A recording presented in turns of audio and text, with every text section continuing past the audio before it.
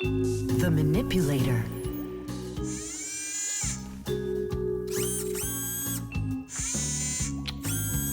Well, what do you say, Professor? It couldn't be any more accurate. Our manipulator works just perfectly. Good! So that means that we're free to go. Great. See you later. All right, finally. Now it's our turn to experiment with that manipulator. And do you know how to operate this manipulator? Why do you think we were spying? A manipulator is a kind of mechanical arm that people use for difficult or dangerous work. To control a manipulator, humans use a remote control or a joystick. The operator gives the command, and the mechanical arm grabs and moves the load. Some robotic manipulators don't even need to be steered by an operator. They're controlled by computers and can work without people being there at all, even on the moon.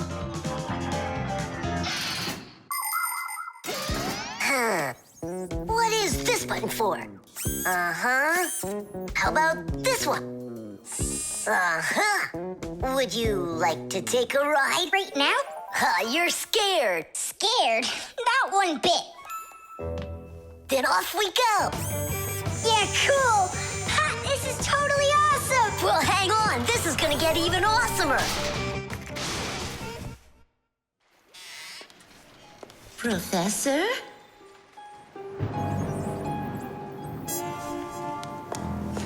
Strange. What made this ladder just fall over? Ah! Am I crazy? Or is someone here? Oh, calm down. Calm down now. Poor Elisa. Yeah, you're completely overworked. Whoa! Ah! Who's here? Achoo! Hang in there, Nolik. I'll get you out of there.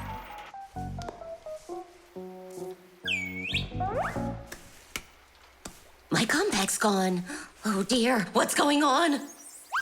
Ah! Stop this nonsense right now, or I'll call the police on you. I don't believe in ghosts. I don't believe in ghosts. I don't believe in... Ah! Where are you pulling me? I'm going to faint. I'm warning you. That's all. Goodbye. Ah. Throughout the world, humans use manipulators for all sorts of work. In factories, manipulators are used to lift and move heavy loads. They can also hand out the parts needed for assembly or even attach these parts themselves. In hospitals, more precise manipulators are used by doctors to help perform operations. Manipulators are also used in places where the work is simply too dangerous for people. For instance, where there are deadly chemicals, or places where humans can't get to easily, like somewhere underground where there isn't enough space to move, or deep under the water. Or in outer space where there's absolutely no air to breathe. So you see, mechanical arms are helpful in all sorts of places where humans are unable to reach things with their own arms. Hang on, Nolik. How can I get that thing open? Ugh, I got it!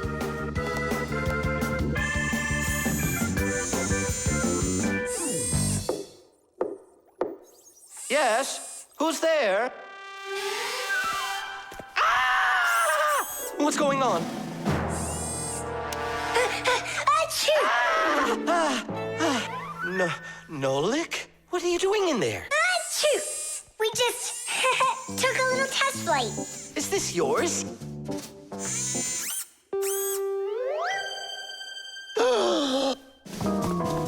Elisa! Elisa! Professor, you genius. I was attacked by a crazy arm. The manipulator. It's your imagination. Look, it's come back. Stop, I'm telling you. Professor, you genius. It heard what you just said. Calm down, it's okay. It was a little malfunction, but I took care of it. You are just astounding. And don't think that I'm through with you. With me? With you?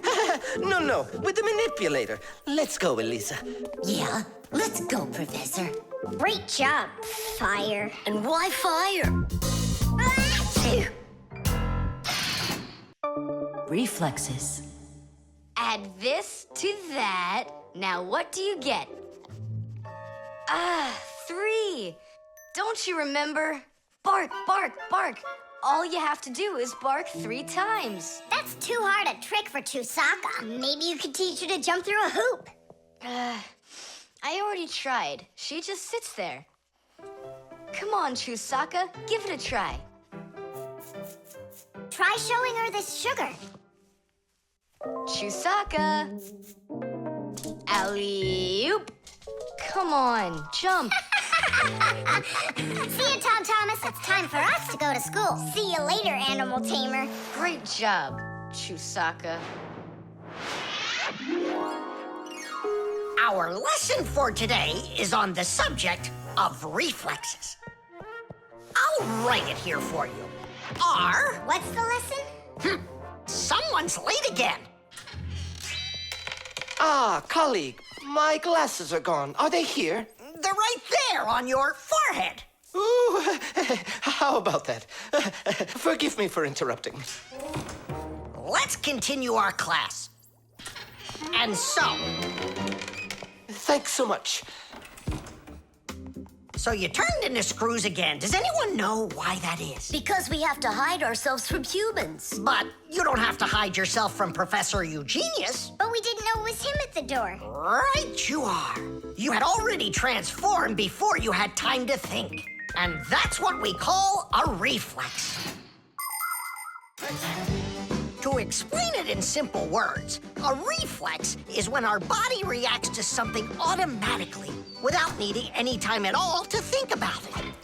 When we touch something very hot, we instantly jerk our hand back. When we're about to fall, we swing our arms and legs to try to keep our balance. Just imagine what would happen if we started thinking how and in which direction to move them. So it's fair to say that our reflexes help to protect us.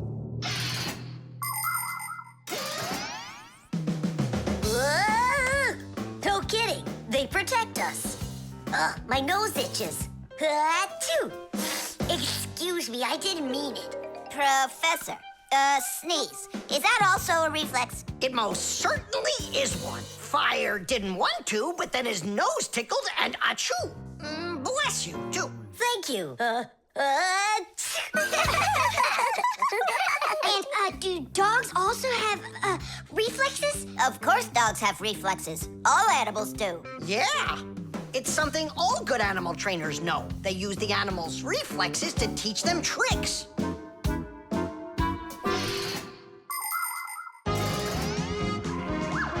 Many humans teach their pets lots of commands, like to bring a ball, to count, or even to dance. But to train a pet, you gotta know what to do. A good animal trainer always has plenty of treats handy. As soon as an animal follows a command correctly, like standing on its hind legs or jumping over a hurdle, the animal gets a treat. And then the trainer makes a unique signal right away, like clicking his fingers or blowing a whistle. After repeating this training over and over, the animal develops a reflex. Once it gets the signal, it carries out the command and then gets a treat. But the most important thing about animal training is to love your trainee and never hurt it. Otherwise, no treat will work. Tom Thomas, we just learned in Fixie school how you can train Chusaka. Yeah? With the help of reflexes. With what? Where's Chusaka? Call her. Chusaka, come here. Give her a math problem. A nice simple one. Add this to that. Now what do you get?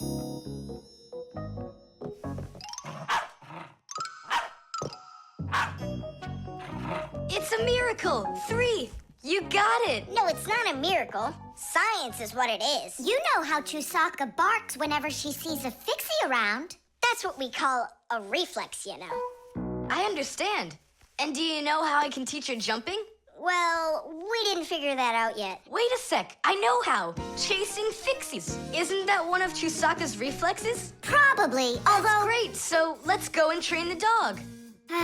Nothing's ever too much for a good friend. Chusaka.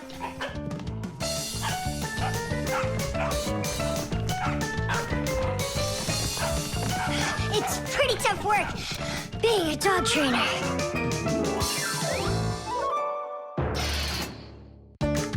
Nolik's Cube. Whoop. Tom Thomas, you'll be late for school if you don't stop. School? Don't you worry. What's he breaking this time? This time, nothing. He's solving a Rubiks Cube, Nolik. Whose cube is it? The Rubiks Cube is the most popular puzzle game in the whole world. It was invented by Professor Rubik from Hungary. A cube has 6 sides on it. And on a Rubik's Cube, each of these sides has 9 squares that are all the same color. You start by mixing up the colors. To solve a Rubik's Cube, you have to turn the pieces, and you keep turning and turning them until each side is one solid color again. For instance, red or yellow or light blue. That's nothing. Hey, Tom Thomas, how long have you been messing around with this cube already? It's been 3 whole days of turning. 3 whole days? We could solve that puzzle in 5 minutes, now couldn't we, Simka? Oh, really? Then go right ahead. I'm off to school. Well, you ready to show Tom Thomas who's boss? Just count me out. Hey, I thought you said Rubik's Cubes are easy to solve. I never said anything like that. This problem is all yours, Mr. Bragger. All right, I'll figure it out myself.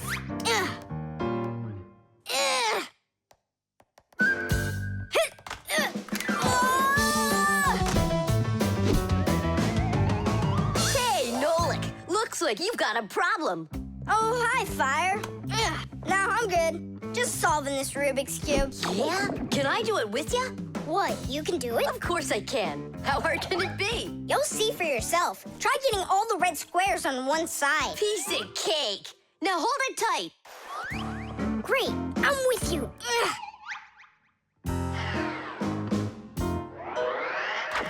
Whoa!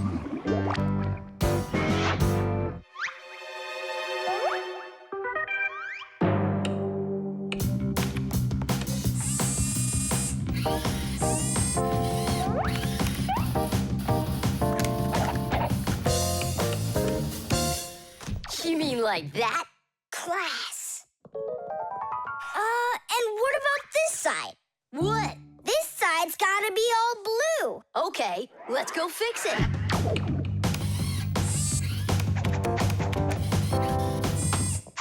There, like you wanted.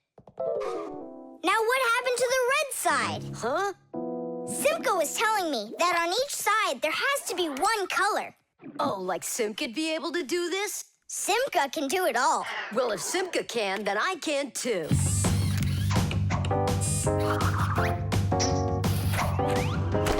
Oh!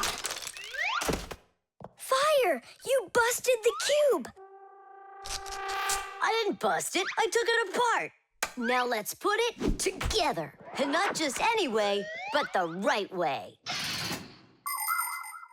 Puzzles are toys, games, or problems that force you to use your mind in a clever and creative way. Take a labyrinth, for example. In a labyrinth, the challenge is to find the one way to get through a series of tangled corridors. Another fun puzzle is a jigsaw puzzle. Here, you need to put together a picture out of many little pieces. For this, you need to not only pay attention, but be patient. And there are all sorts of puzzles for the computer. One popular computer puzzle is Tetris. In Tetris, different shapes fall down the screen, and you have to think quickly to get them to line up into rows. And solving puzzles isn't only a great activity for people, it's good for Fixies, too. That's right, puzzles are like exercises for our brain. There, all done. Nolik, you better hurry, because Tom Thomas is on his way home. Hi there, Simka. Just take a look at this. We did it. I can't believe it. How? Oh, it was a piece of cake. Simka, Nolik, I'm back. Well, I'm out of here. Ciao! Woohoo! Wow! You really solved it! It was Nolik. Nolik, you are cool. So how?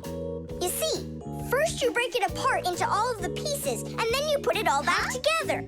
No! That's cheating. You gotta turn the cube, not take it apart. Now I'll solve this cube, honestly. I don't think you can. Why you so sure? I glued it together, How come? so you'll stop straining your brain with it. Now the cube will always be the right way. But if it doesn't turn, it's not a Rubik's Cube. Well, yeah. Now it's a Nolik's cube, right?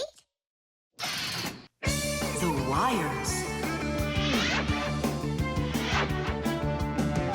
Quiet down.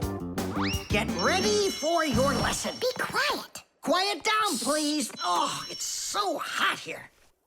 In today's class, we'll learn about... Whoa! What was that, huh? It must have been an earthquake. Yeah, it was an earthquake. Hooray! Sorry there, Professor. Ooh, I have to find an outlet so I can plug in this fan. Ooh, it feels terribly hot. It sure does. Well, keep looking. You'll find one. Now then, where was I? Oh, right. Today... No, it's impossible. In this whole laboratory, there isn't one free outlet. Look at this. Just pull out one of these wires and then you'll have a free outlet. I can't. I fear I could pull out a plug for something important. Volt himself would get all tangled up in these wires. Whew. Don't worry about it, Professor Eugenius. We'll find a free outlet for you. That's right, my colleague. A cup of tea will do you good, so just go relax. Thank you, my colleague. And as always, I'm eternally grateful.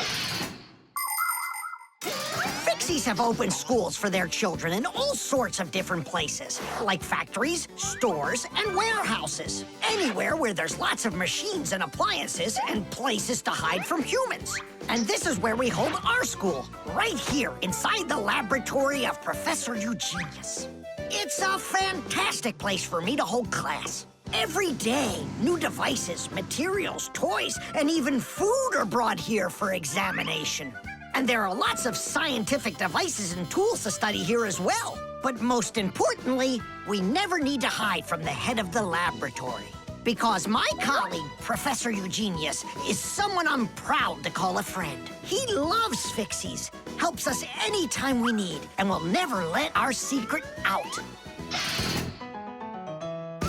What should we do first? We have to start out with pulling apart these wires. That'll take a second. Over here. No, here. Nolik, come help. Let's do this.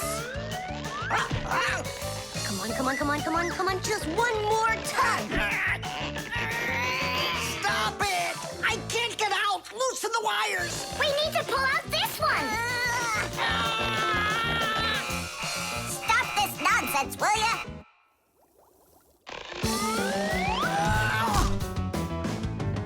Thank you, Digit. Tidish. Well, the way I see it, in order to get the knot out that's over here, we need to expand the loop that's over there. And then push that wire through it. And then do it again from the other end. That's it. Very good, girls. Hey! Now pull it hard. Perfect.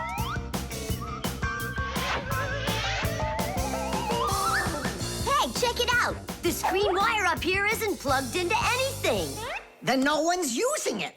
So that means we should go and pull it out from the outlet. Got it. Tidish! Vera, here's another wire that isn't plugged in. I found another wire no one's using.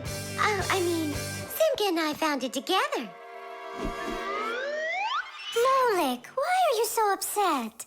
Because you guys are doing all the work.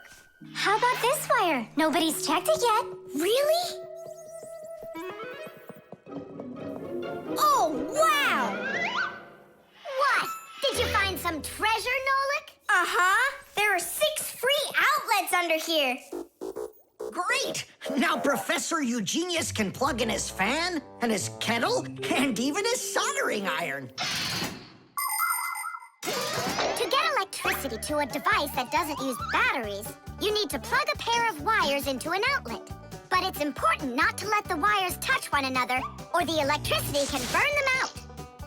That's why wires are covered in plastic or rubber, so the electricity won't pass from one wire to the other, or to us when we touch them. So always be very careful with wires. And never, ever touch a bare wire. You could get killed by the electric shock. Oh, what would I do without my wonderful friends? Thank you. Sorry. I wanted to... I should go. Go ahead. That's a great idea. And we'll start our class. What were we talking about? All about wires. Well, it looks like our class is over. Time to go play. The key card. Whoopa! Well, Professor Eugenius, your kennel's back in action. Tiddy! Ah, why, thank you. I've been longing for a cup of tea. Yes. There's no tea left in here. Then I'll go ask Lisa if she has some. Look! Professor Eugenius! You forgot the key! The key! Don't close the door! Simka, you must be joking. That's a key. This is nothing but a plastic card. But it is a key. A special kind. It's called a key card. To open up a combination lock, you need to enter a code in the correct order. That means if you can't remember the code, you can't open the lock. But if the lock uses a key card, there isn't any code to memorize because the code is held inside the card's memory, and the lock can read the code from the card. Of course, key cards don't work with any lock. They have to be smart locks that are able to read electronic codes. When the smart lock reads the correct code, it opens right up.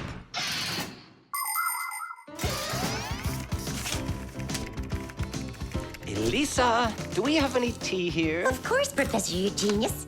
Wonderful. I'll take one bag then. Oh, I left my key inside the lab. Can I borrow yours? Just don't forget to give it back. Of course I'll give it back. Come on, Elisa. I got myself a tea bag. Professor Eugenius, the water's boiling. Fantastic. Ta-ra-ta-ta-ta-ta-ta. Ch-ch-chai. Wait a second. Oh no. I was supposed to give something back to Elisa. Why don't you go and ask her? Right. I'll be right back.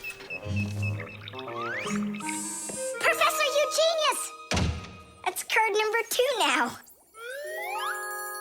Elisa, I promised you something, didn't I? Yes, the key. You said you'd return it. Yeah, sure. Let me get it. Just a sec.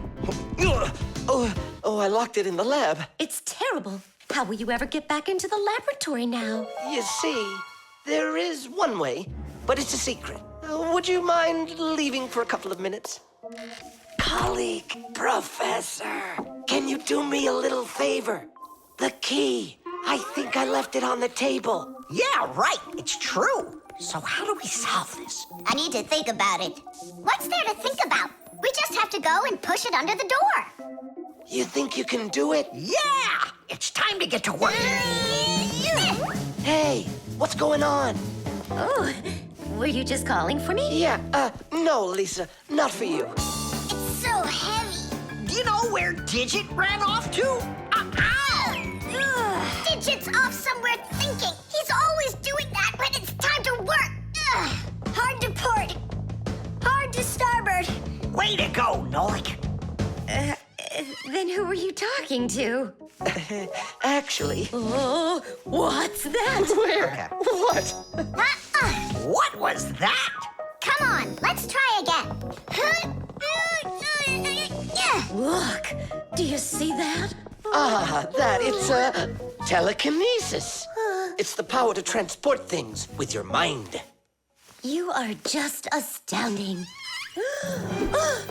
Was that done with your mind, too? The door? Yeah, sure. You are a genius. Professor Eugenius is a very talented scientist and a dear old friend of the Fixies. He always helps the Fixies, and the Fixies are happy to help him too. Professor Eugenius let the Fixies set up their school right here at his laboratory.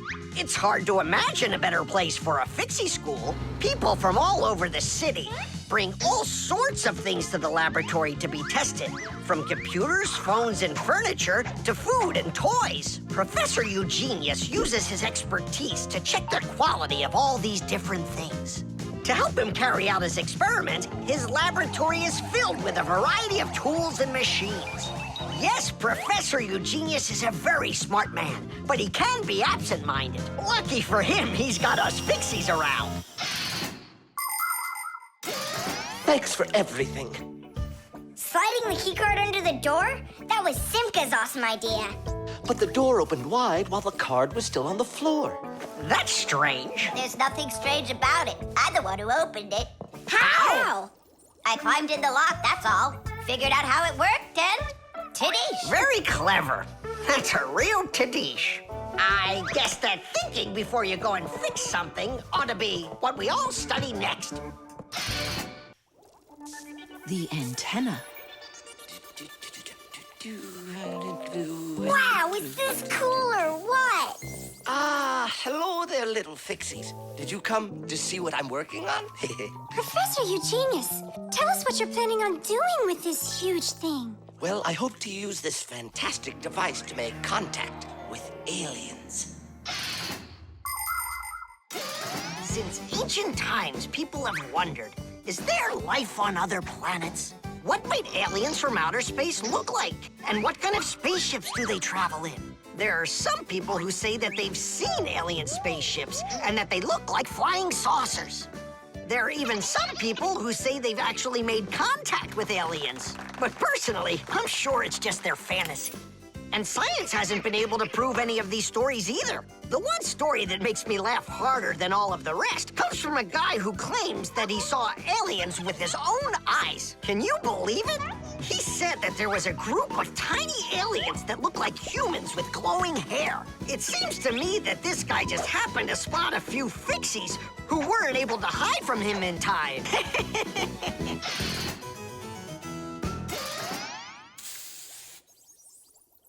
It's ready. If I could talk And now what? to the If aliens. the aliens are out there flying by the Earth, they'll see this plate, get hungry, and come for food? Aliens don't need a plate like this, silly. When they've got plates that fly, flying saucers. You're both silly. This thing isn't a plate at all. It's an antenna. Antenna? Antennas help people receive radio signals. They come in all sorts of shapes and sizes, like this, or this, to pick up a signal that's very weak. Powerful antennas that are shaped like large dishes work the best of all. When radio waves hit the dish, the waves all bounce off of it and gather together into one point. This makes the signal stronger and clearer. The most powerful dish antennas can even pick up signals from outer space.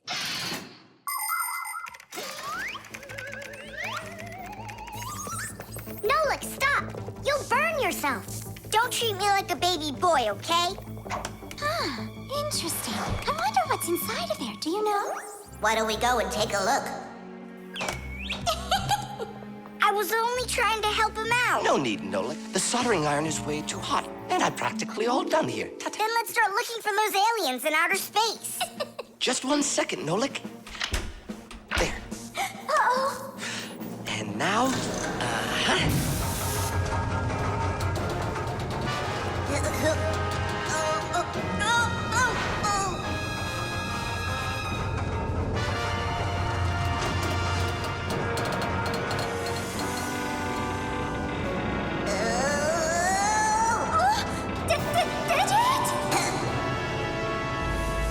here we go.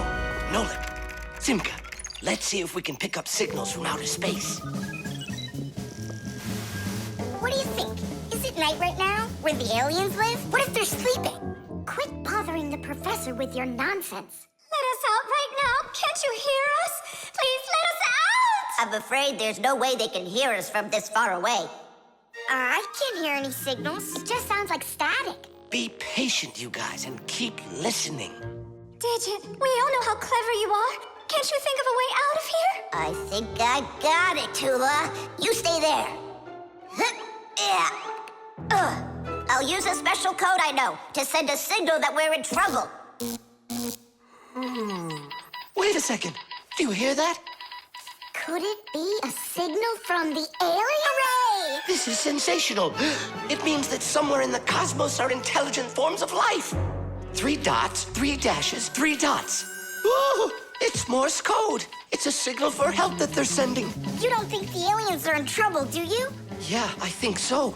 And who do you think they learned Morse code from out there? Yeah, that's strange. There are hardly any Fixies that know that code. Digit does. Ah, and where is he, you know? And where's Tula? Well, I think I know exactly with which aliens we made contact. I think I know it too, Professor. Lower the antenna.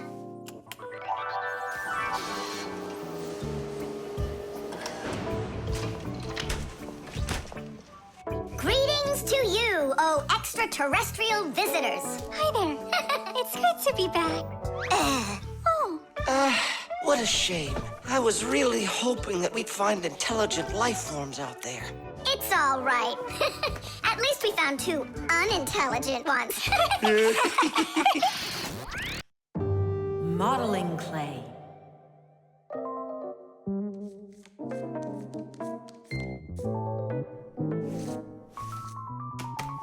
All done. Simka, take a look. I've got my own pack-a-mat. Now look at that, a pack-a-mat made out of modeling clay. But this one's my own, and it looks just like a real one. Okay, you're right, it really does, Nolik.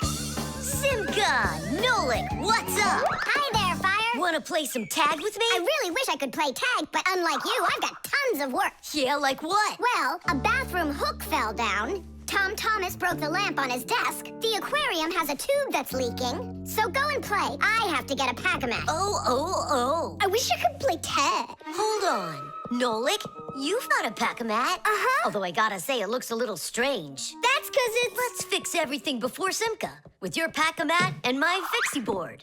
This'll be great.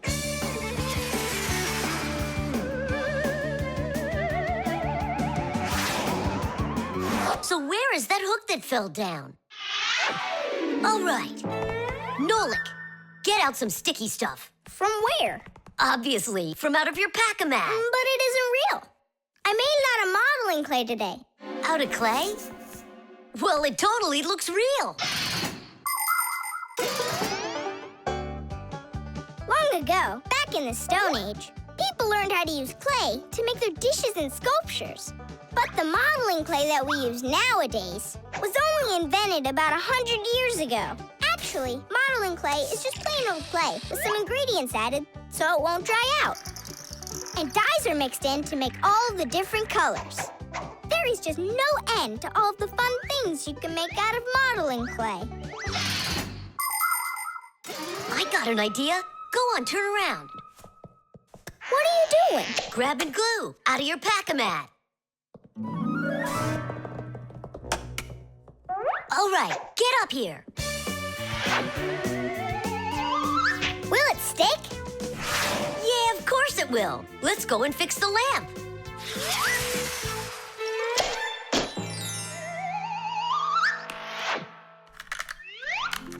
We can't fix this without a real pack-a-mat. Yours will work just fine.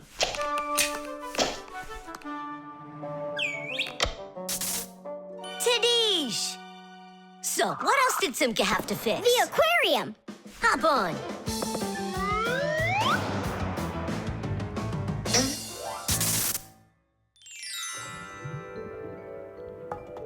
Well, where's that leaky tube? Here, it's leaking at the joint. Yeah, this tube is gonna need a lot of modeling clay. Give me the rest of your pack-a-mat. Sure. And here's a souvenir. They are all done. What's all done? We already fixed everything. And what did you fix it with? Modeling clay. Ha! Modeling clay isn't gonna hold anything. Well, I say it will. Wanna bet? All right.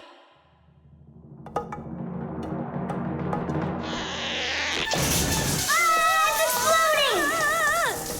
What in the world is happening here? Flooding water! You just do as I tell you, without panicking. Did you know it's possible to make modeling clay in your own home? Just write down this recipe. You'll need a cup of flour, a half a cup of salt, and a half a cup of water. Now, mix the salt with the flour and add the water little by little. Mix it together really well. What are you saying? That it looks just like dough? Well, that's exactly what it is. It's just not for eating. It's way too salty. But you certainly can sculpt things out of it. If you want your modeling clay to be colorful, you can add food coloring or watercolors to it. That's it. Your modeling clay is ready to be sculpted. When you're finished, don't forget to let your figures dry in the sun. That way they'll get nice and hard and last you a very long time.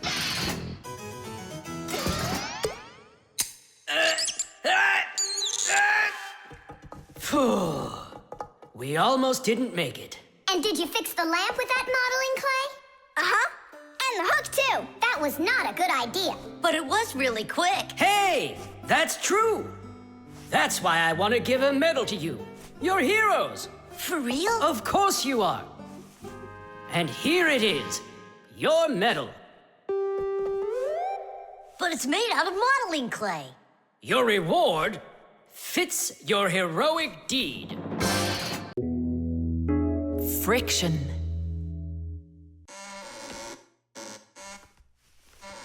Oh, Thomas, that door of yours squeaks terribly. Yeah, and it's not easy to open either. Well, that's because the hinges are rubbing. That's why your door is not working right. How can I fix it? Just reduce the amount of friction. How? With some oil on the hinges. I can do it for you because I've got a pack-a-mat. All right. Simka, can I help you? Sure you can. Wear the pack-a-mat, all right? Friction is the force that tries to stop something from sliding or rubbing smoothly against something else. Rubbing can make things wear out quickly if there's a lot of friction. If you want less friction, you need to put something on the parts that rub against each other, like oil. There are special kinds of grease used to keep clocks and wheels turning smoothly. And for skis, a special kind of wax can be used to make them go even faster. That's it. Now the top hinge. It's all done. Go ahead and check how it's working. It's not squeaking. I told ya. You guys are the best. I gotta go. Go where? I'm gonna go sledding. Maybe you'll take me with you? Sorry, Nolik. You don't have a sled to ride on. I'll see you later. Simka, should I grease the saucer? What for? It'll slide down the hill just the way it is. Ah, okay then. Wait here for me, Nolik. I'll be back real soon with a surprise for you. Yeah, oil slippery. I know what I'll do.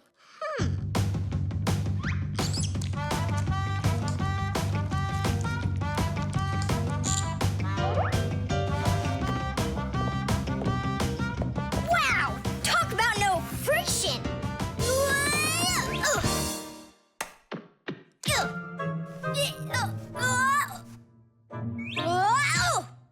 Hey, anyone? Help! Help! Simka!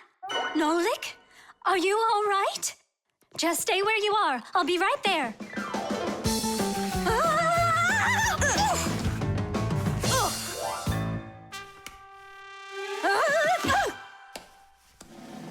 Papoose! Help us, please! Who called for me? Help is on the way!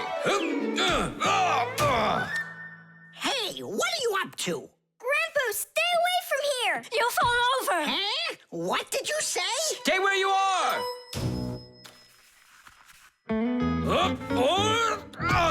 What happened here? I poured some oil on the table Why'd you do that? to reduce friction. That's brilliant. Nobody move. I know exactly what to do.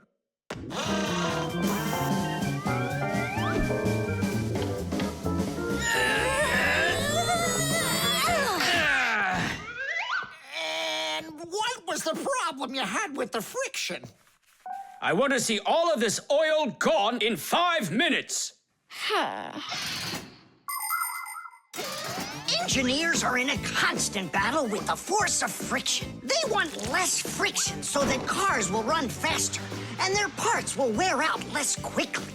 But just imagine what the world would be like if all of a sudden there was simply no friction at all. Everything would start slipping out of our hands and falling off the table. Knots would untie themselves, and that's not the half of it. Cars wouldn't be able to run without friction either. Wheels would spin around and around in one place, unable to grab onto the road. We wouldn't even be able to walk. Because when we walk, we move forward by pushing off the ground with our feet. And how can we do that without friction? We can't. So now I think you can see why it's not so bad to have a little bit of friction in our lives. Whew, we cleaned it.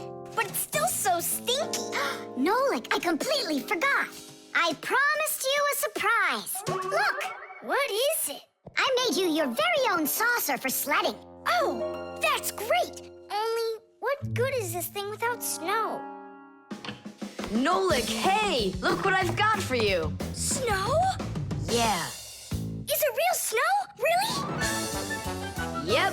Now you've got your very own hill to sled on. This is great! What an awesome surprise! And you don't need oil to make it go quickly. Yeehaw! The tools. Hang on. There are these really cool things that I want to show you.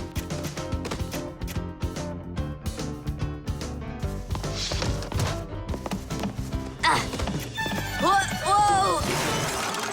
Whoa, look how many things you got all at once. Your dad's gonna be so angry when he sees what you did with all of his tools. I'm gonna put them all right back where they were. And where were they? Open the box and you'll see. It's neat. There's a special place in there for each one of the tools. Try hammering in a nail or drilling a hole with your bare hands. There's no way.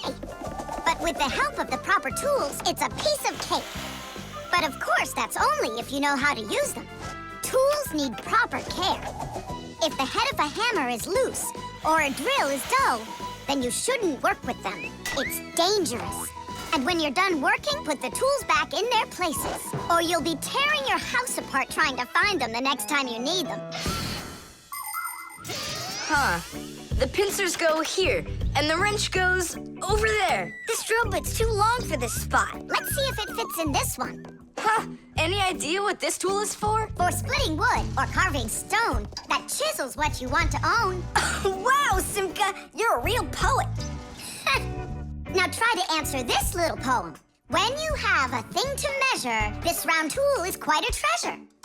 This tool, right? I know what it's called. It's a measuring tape. Let me measure you, Nolik. Wow, you've grown. You've almost reached 1 centimeter. Class! I also have a rhyming riddle for you. What bangs a nail into the wall to make sure pictures never fall? A hammer! I was first, and the hammer goes right here. And now I have one for you to guess. If you need to screw in screws, here's the tool that you should use. A screwdriver! I was first, again. You got it right. All right, Tom Thomas, we better hurry. We still have a lot of tools here to get sorted out. Humans, just like Fixies, use hundreds of different tools to do their work. Picking the right one depends on the task at hand. For instance, if you need to hammer in a nail, use a hammer. But you don't use a hammer for a screw. For that, there's a special tool called a screwdriver. A wrench is the tool for tightening nuts and bolts. A vise is used to hold a part in place, and a drill to drill a hole.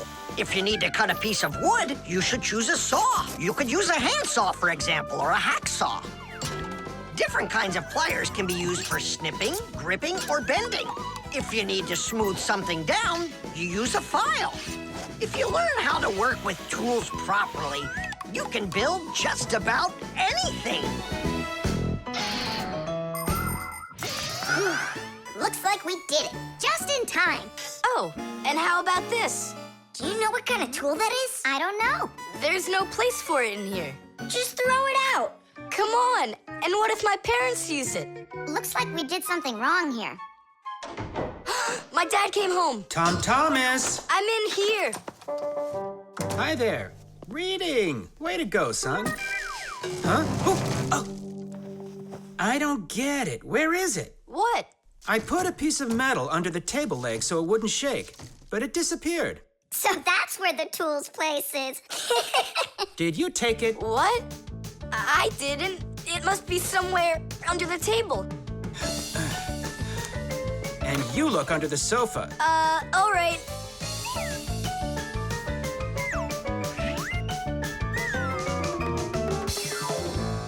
What do you think he wants? He wants us to get that metal thing out of his dad's box. Come on, let's go. You got it.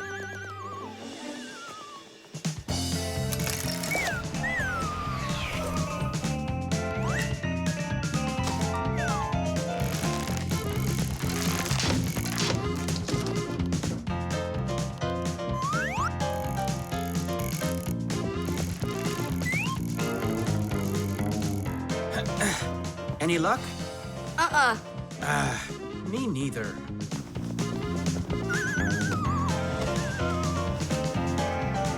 I found it, Dad. It was under the table, just like I told you. Huh. You were right. It's strange. How could I have missed it? Maybe you're just, tired from working too much. Maybe. Tadish. What? It's a new word, Tadish. Tadish. I do like the sound of it. The prosthesis. Simka, over here. Take a look at what I found. It's a bear. Ooh. What bear did you find, Nolik? You know, it's the one Tom Thomas told us about. He was his best friend in the whole wide world. Until he became friends with you and me. What? Uh-huh. Let's try to wind him up.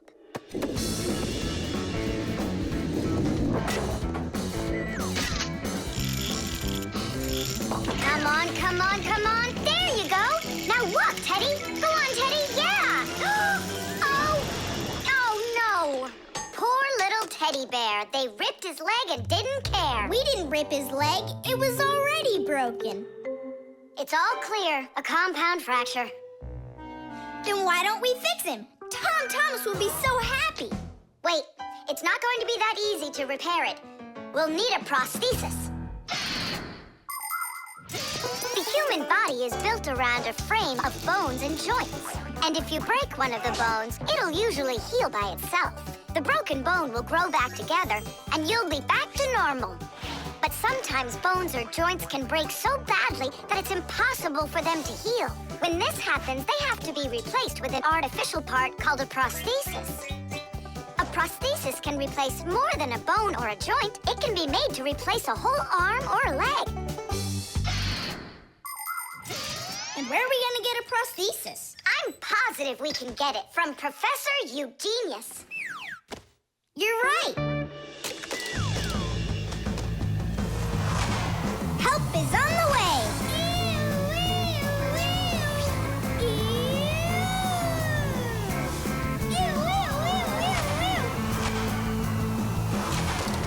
Hello, Professor Eugenius. Ah, I'm pleased to see you, dear children. How do you do? Hi there. Professor Eugenius, can you make a prosthesis? What, have you broken something? No, not us. It was the bear. He broke his leg. What bear? The teddy bear that used to be Tom Thomas's friend. Ah, now I see.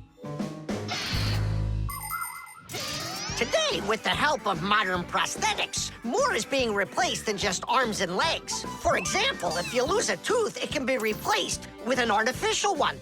That's also a prosthesis. And there are times when a person starts losing their vision because the lens in their eye gets foggy and can't focus. For this, there's another kind of prosthesis, a new clear artificial lens. A prosthesis can also be used to help people with poor hearing. A tiny device can be put inside of somebody's ear so they can hear what's going on.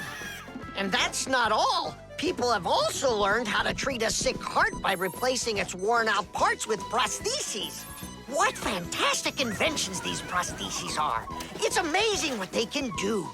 They help people live a full life. Professor, is it working out? We'll know soon enough.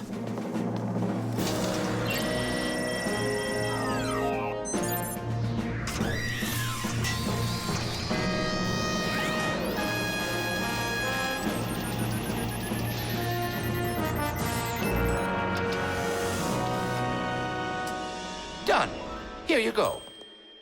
Thanks so much for your help, Professor Eugenius. Not at all. Take care, kids. In gadgets and devices, our work will never end. Appliances are fickle, they need a loyal friend.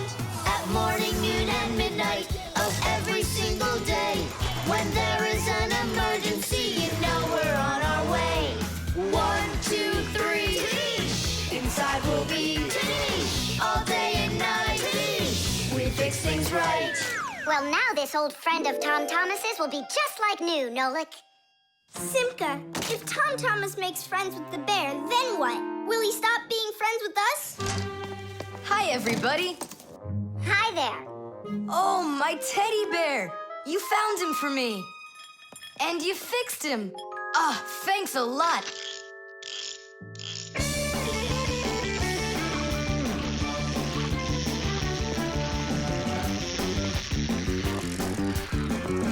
Yeah, it's just like Grandpoo said. A friend that's old is better than two that are new. Who's new and who's old? Well, the bear is old. And we're new. Nolik, it's not true. You're the Fixies, guys. You're my very, very best friends in the whole wide world. Teesh! The stain.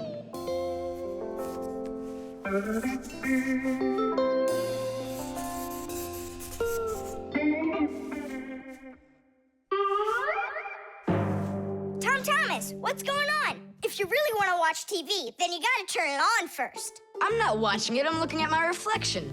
I'm working on a self-portrait. And which shelf will you be painting in your shelf portrait?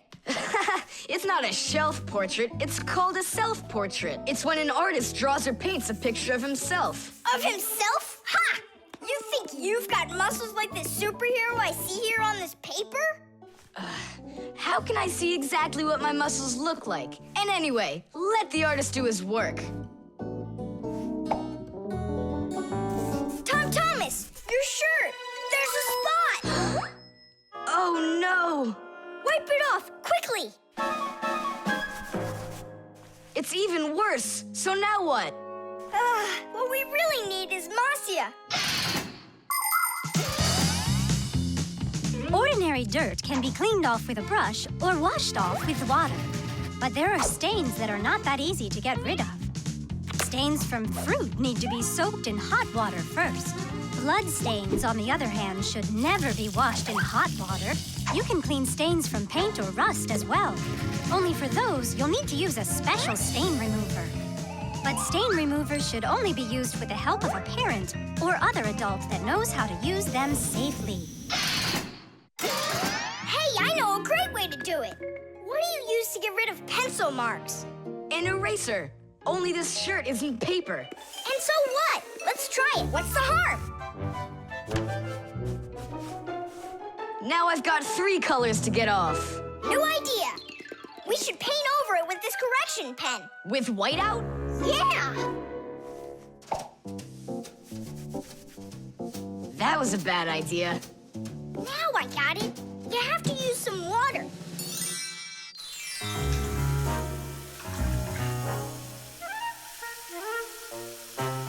The wash should be better, don't you think? No, you can't wash whites with colors. And you've got a white shirt with colors all over it. Then how about if we try some more water? How much more can you use?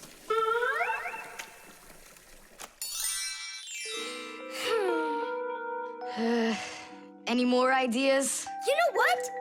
It's possible we did something wrong. Everything you did was wrong. You should have used a spot remover to clean off that stain. A spot remover? No way! Oh, take a look at it, Simka. I think it's marvelous. They painted that white shirt so nicely. Too Simka's best friend. She's very tall, almost as tall as Papoose. Yeah, she's the tallest one in her class. And she's strong, too. Tula loves to laugh, and she does it louder than everybody. That's just the way she is. Cheerful and kind. Ready to help anyone who needs it, and making sure her friends are getting along. Of course, I don't like that she treats me like a baby, especially since she's the one that's a scaredy cat. She can even get scared of a cute little spider. And she believes in all sorts of silly superstitions and horoscopes. Tula will believe anything you tell her, which is really great because it makes it so easy to play tricks on her. But she takes it all in good fun. That's because she's Tula. It was on purpose, wasn't it? Well, yeah. Tom Thomas, no! Your mom will punish you for just one of them, and now you're gonna make more stains? Don't worry, Nolik. I forgot that this is an old shirt, and I'm allowed to get it all dirty if I want. And I tried so hard to clean it. Put another spot there. And over here. One in the middle. And a line over there. Splendid. That looks great. And how about down there?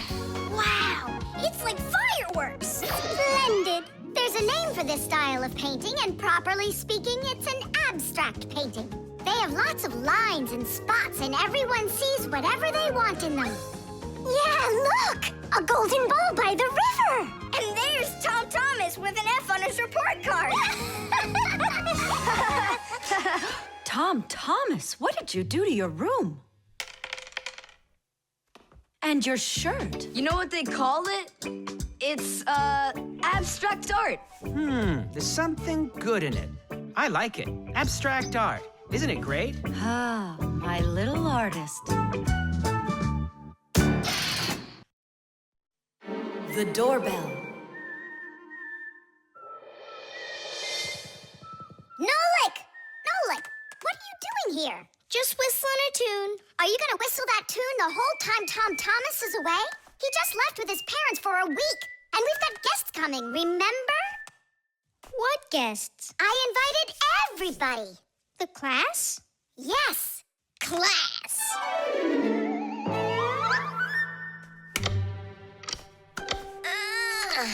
Are they sleeping in there what, huh? First they invite us, and now they don't want to let us in? I'll share the present with you then.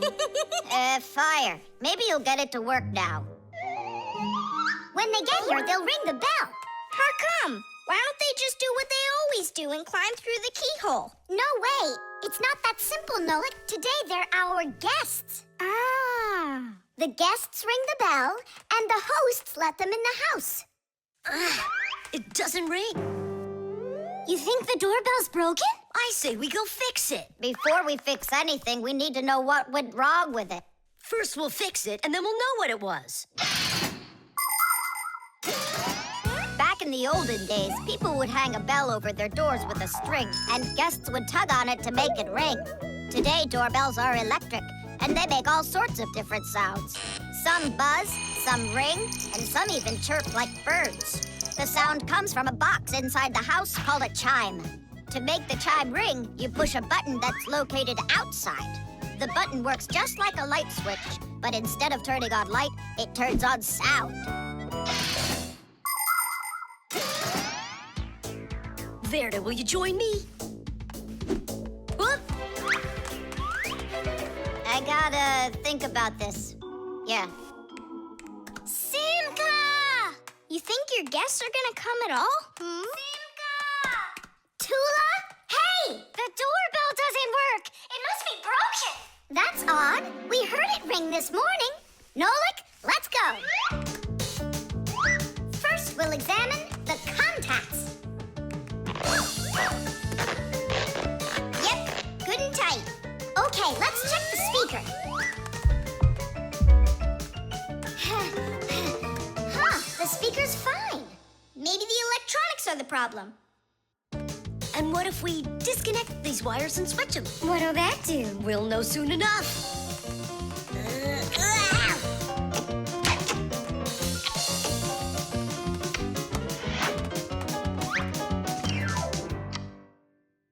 You know what? Why don't we connect the wires straight together? Isn't that dangerous? We'll find out.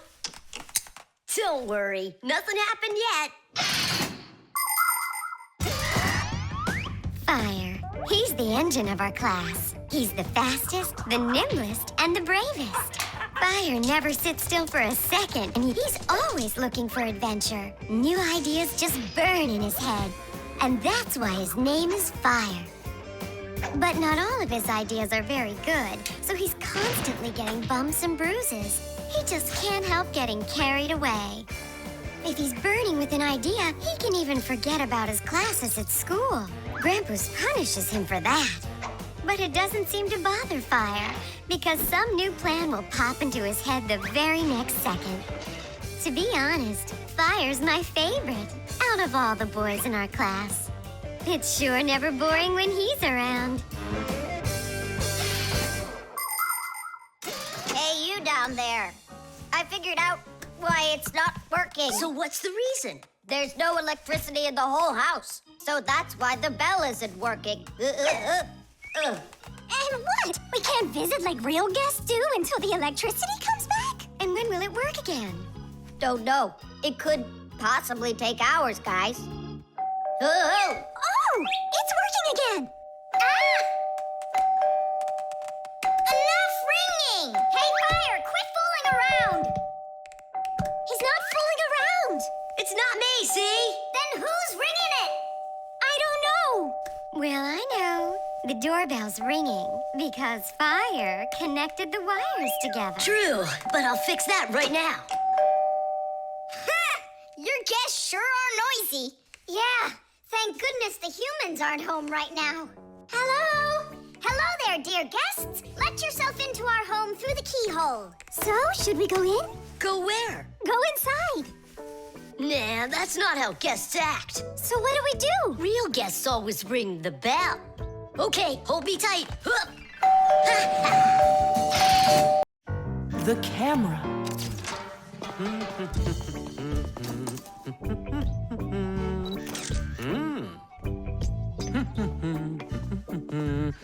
Stop right there and let me see how pretty you look today. Well, just don't tell that to the elevator. Bye-bye. Check it out, Nolik.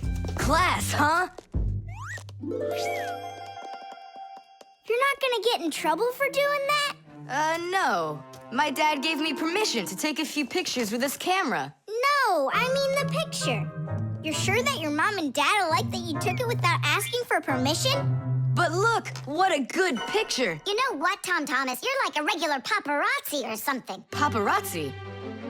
They're the ones that take one photo and get millions, aren't they? You're right. And don't care about anyone except their photo paparazzis. Did you ever wonder how a photo camera works? Let's say you want to take a picture of nature. The light that's outside goes into the camera's lens. That's the glass eye on the front of the camera. The lens takes the light from the scene outside the camera and turns it into a tiny picture that's inside the camera. Then the picture is recorded onto a special electronic sensor called a matrix that's sensitive to light.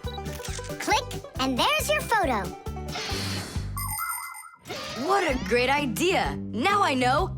I'm going to be a paparazzi. Hey, what about your promise? What promise? To never take a picture of us. We're a secret. Stop. Hey, relax. I'll delete them all later. Tom Thomas, stop this right now. I won't until I get a photo of you. Nolik, let's run. You can't run from me.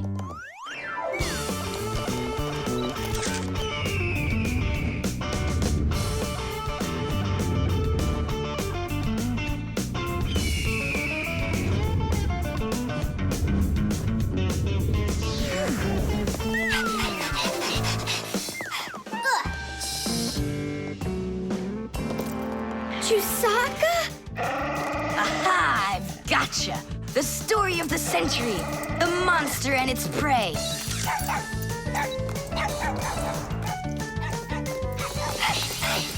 Tom Thomas!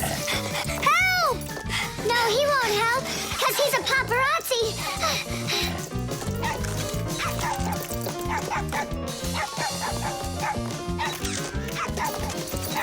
Yes! I got it! That's my best photo yet! What's all this noise about? Awesome shot! The first cameras were invented almost 200 years ago, but they worked very slowly. If you wanted to have your portrait taken, you'd have to sit still for a whole hour. After film was invented, cameras got much faster, and it became possible to take about 10 pictures a minute. On a piece of film, everything appears to be backwards. Black parts of the picture are white, and the white is black. It doesn't look normal until the picture is transferred from the film to a piece of photographic paper. Now people shoot pictures with digital cameras that work without any film at all. You can look at what you shot instantly on a screen to see if you like it. And if you don't like it, you can try shooting another one. And today, you don't even need a separate camera to take pictures. Almost every mobile phone has one.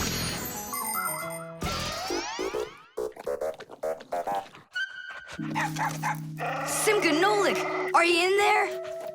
Hey, come out. I'll stop shooting photos of you. Aren't we friends? I'm sorry, guys. Well, your friends were almost eaten alive by a dog. Please forgive me. Want to look at the photos I took? Sure, go on. Show us what you got. We're not in that shot. We're not there either. Ha! Well done there, paparazzi. Hang on a sec. I still got another one, and you're in it. I know for sure. Look. I'm zooming in. It's impossible.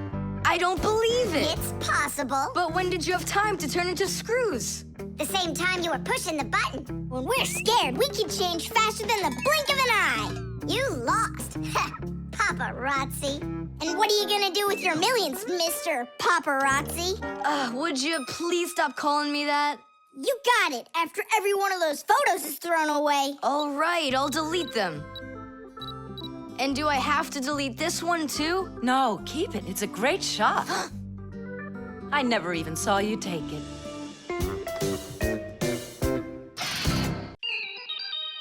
The bee.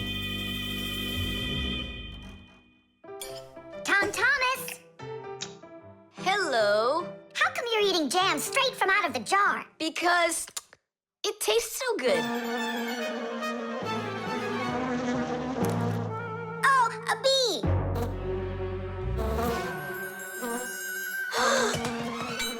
Shoo, get out of here. Leave it alone. It's just a plain old bee. Well, I was bitten by one of those plain old bees once. Tom Thomas, don't do it! Go away, you pest. Flies are pests. Bees are very helpful and useful. How can a bee ever help us out? Bees are hard workers. They are constantly collecting nectar from flowers. Flying from flower to flower, bees transport pollen on their bellies. Thanks to this process of pollination, flowers produce fruit and seeds. In other words, bees help plants reproduce. The bees use the nectar they collect to make that delicious sweet honey loved by kids of all ages. And bee honey is not only delicious, it's also nutritious. So I'm still afraid of it.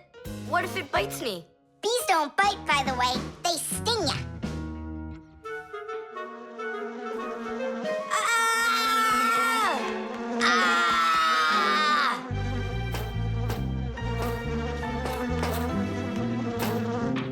Well, now I'm gonna show ya. Don't!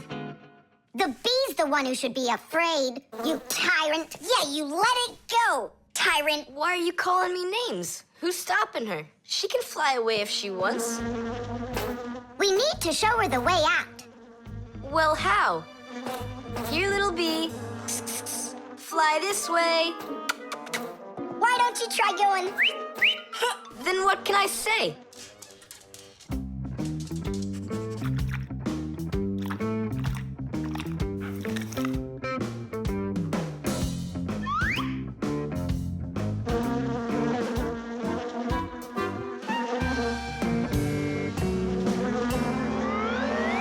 Chusaka, don't move. It'll sting you.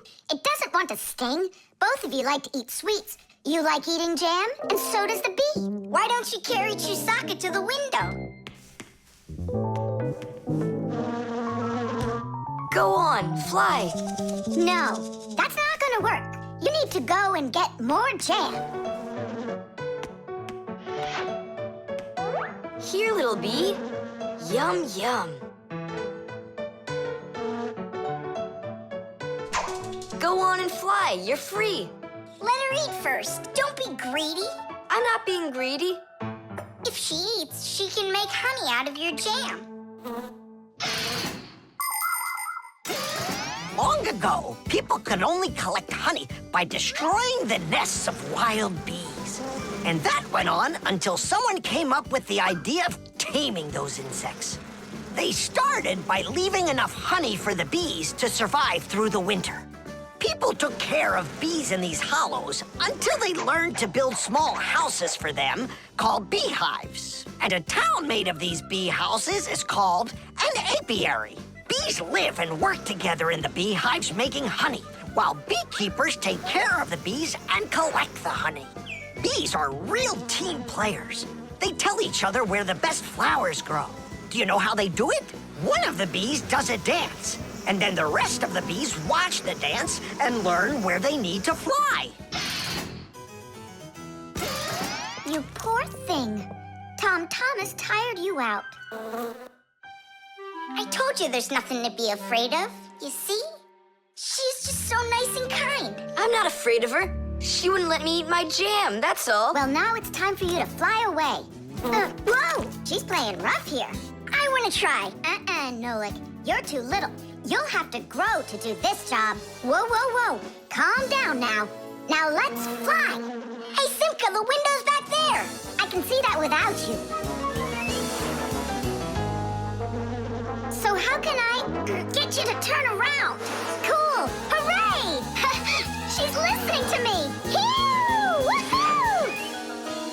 Don't miss the window! Now! So long, honeybee! Tidish! Tom Thomas, do you have any more of that jam left? Yeah. What for? Bring it here. We'll get more bees to fly in. How come? What do you mean, how come? Because it's my turn for a bee ride. The barcode. And so, what do we do if we happen to see humans? Hide from them, right? And what if you've got nowhere to hide? Then we turn ourselves into screws. That's correct.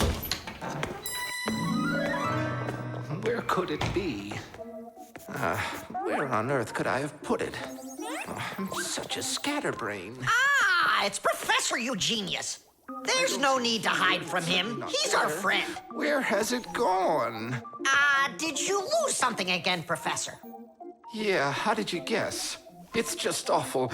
Yesterday I started testing a new iron, and today, it's totally disappeared into thin air. Where could you have put that thing?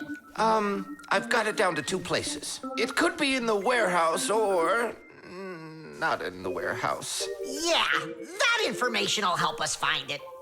Or not help us find it. Class, follow me to the warehouse.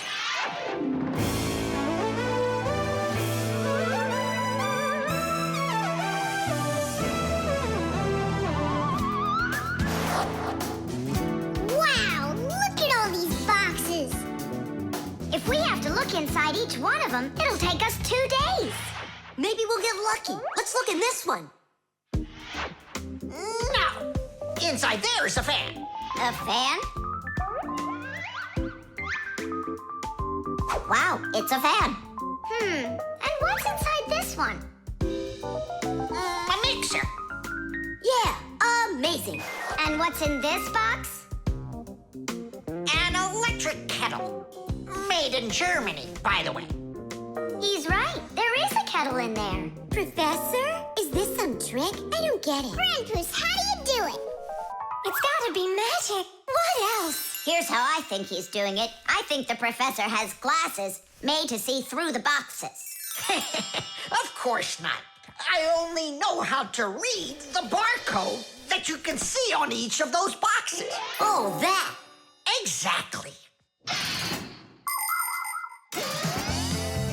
If you look at the printing on packages and boxes, you will often find a symbol with a lot of black lines and numbers. These symbols are called barcodes.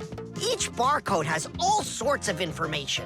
What the item is, what country it came from, and even in which factory it was made.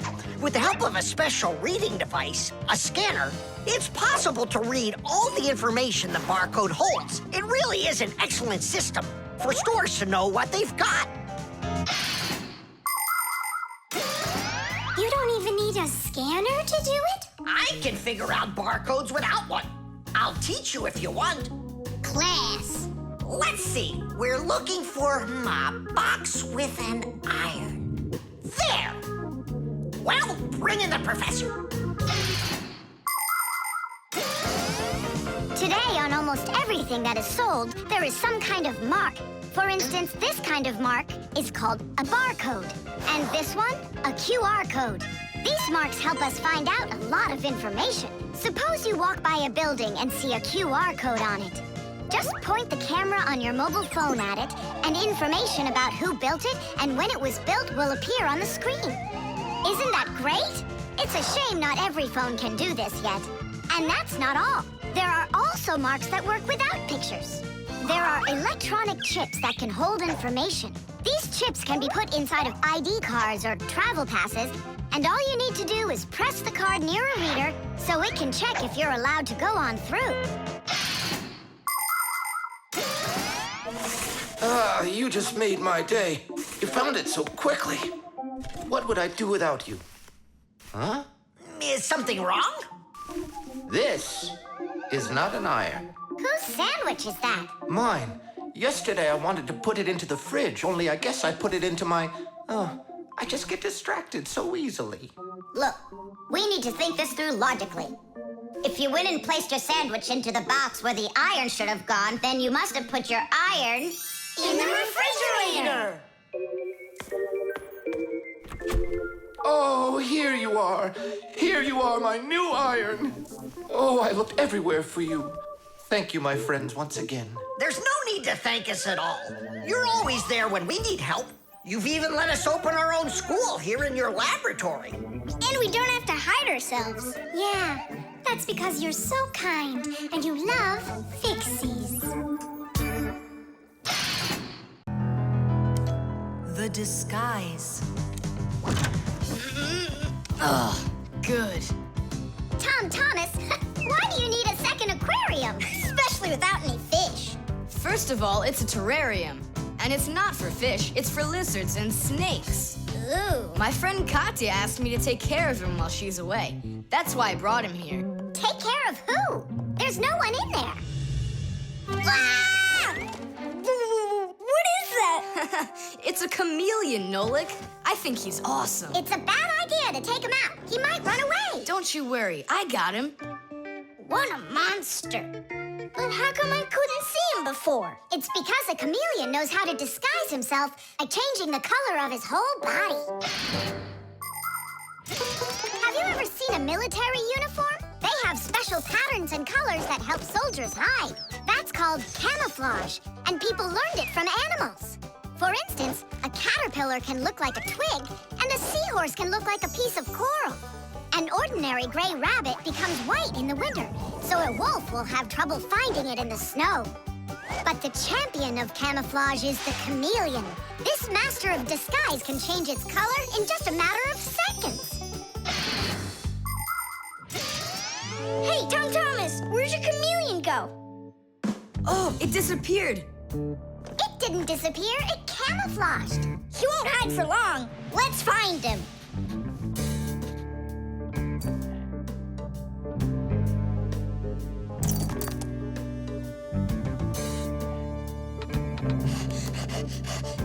Chusaka, have you seen the chameleon?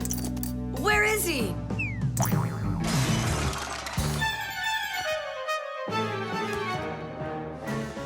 Do you see him?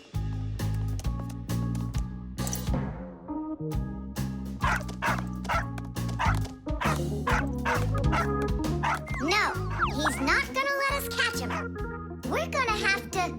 trick him into coming to us. Uh-huh. We can set a trap with something that he likes. What do they like, I wonder? What else? They're food. And what do chameleons eat? Well, like flies or caterpillars, roaches. Where's the fly gonna come from? Well, what if... What? Oh, Simka, just you wait. I'm gonna get you. Hey, we've gotta help Katya. You don't see the caterpillar complaining. Quiet. Nolik, you start buzzing. Buzzing? Yeah, like a fly. Yeah, and flap your wings, too.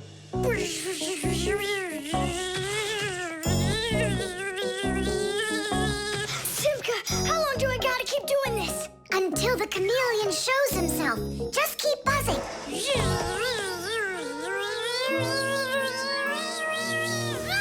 Tom Thomas, there he is. Grab him.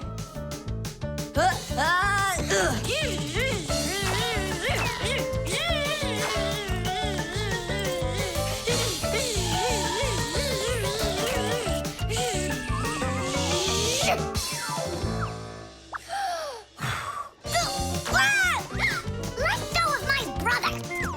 Tom Thomas, quickly! I've got a hold of him!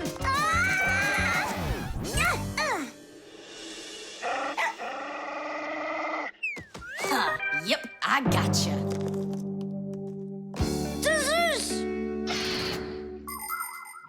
In the army, they use camouflage all the time. They use nets that look like bushes, paint their tanks in colors that make them blend into their surroundings, and even fly in special planes that can't be seen by radar. They do everything they can to disguise their location.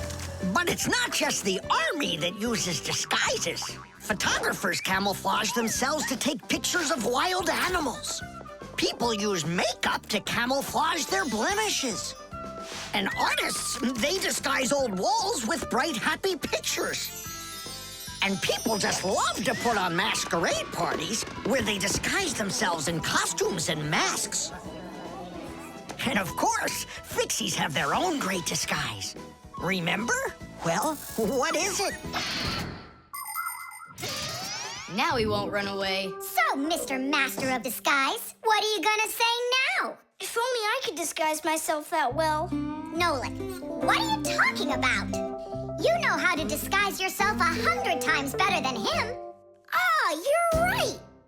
Hey, chameleon, look and learn. Here's a real disguise.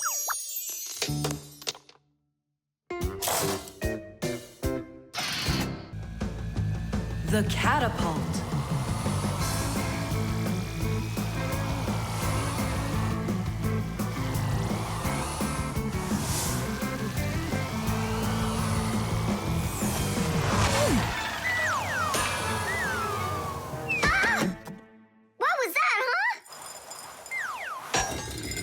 Strange.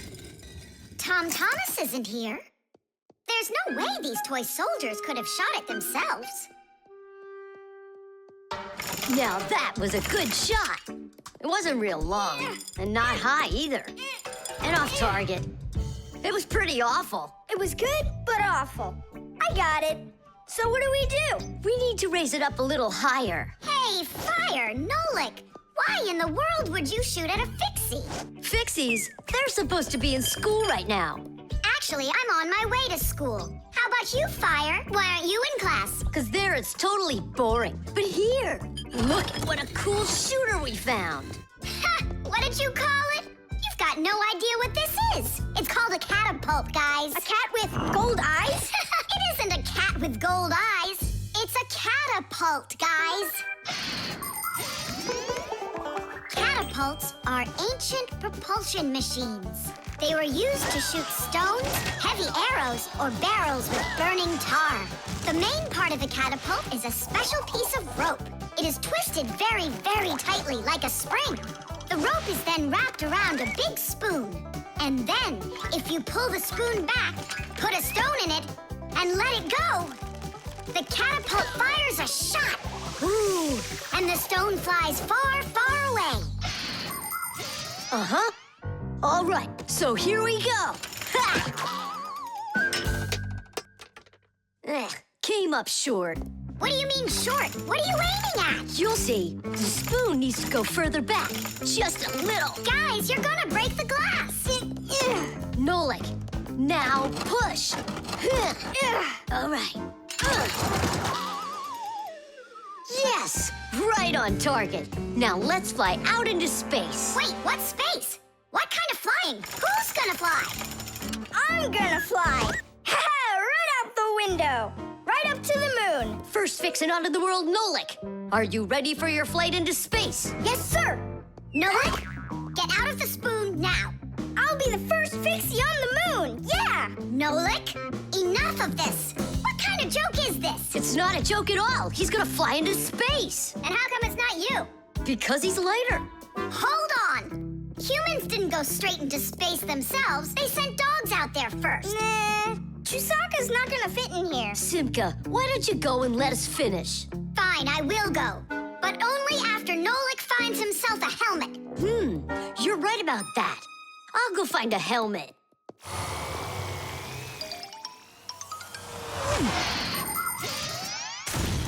The catapult was invented in ancient times, but people still use them today. Only now, instead of launching stones, catapults are used to launch jet airplanes. You see, the runway on an aircraft carrier is quite short, so catapults are used to help the planes move fast enough to take off.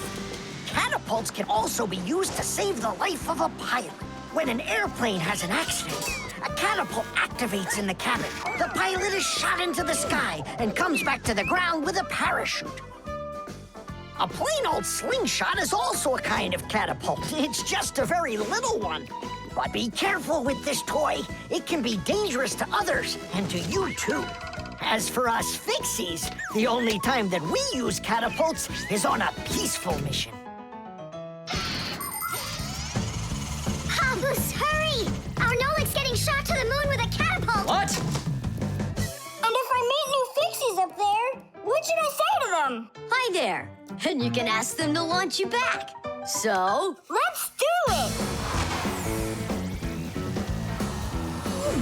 Fire! Launch it! Stop! Don't! Simka! Nolik! I'm not getting out!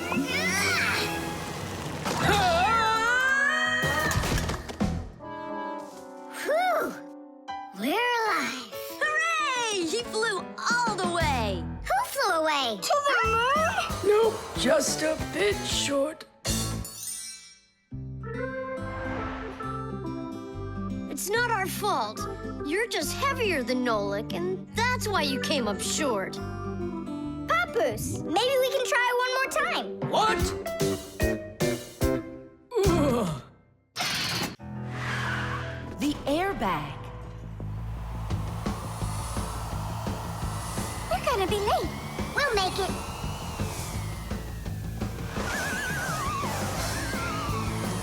Whoa! Oh, wow. Hey, slow down there. I'm a super duper racer.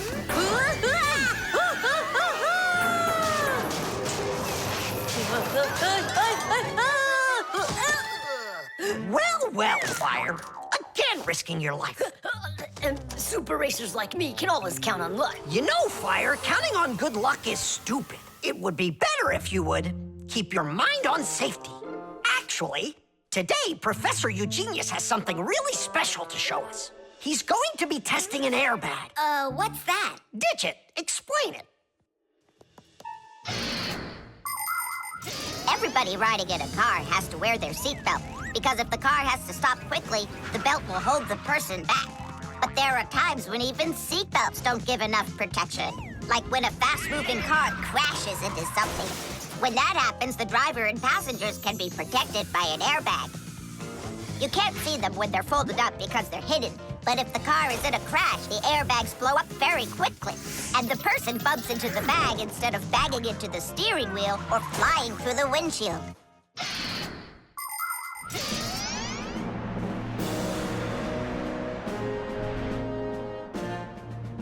Here I come.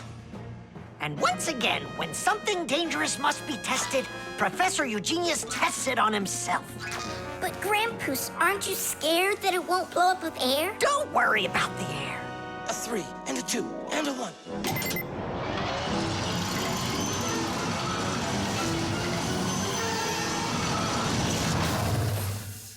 The airbag filled up in an instant. Did you notice? Yeah, but how does it do it?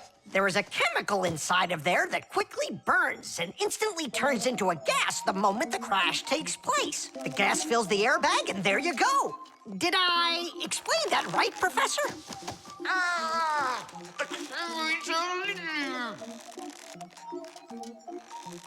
We've got to get him out. Stop! We'd better call for help.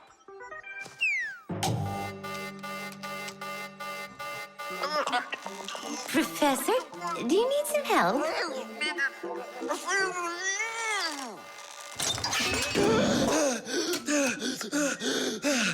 Thank you, Elisa.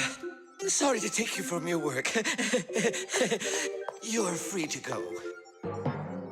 Professor, how did you manage to press the button from way over there? I managed to hit it on the fly. You are just astounding. To keep small children safe while they're riding in a car, they must be buckled up with a seatbelt inside of a special booster chair. But kids also need to be careful when they're riding a bicycle, skateboarding, roller skating, or riding a scooter. First of all, it's best to keep off of roads where there's too much traffic.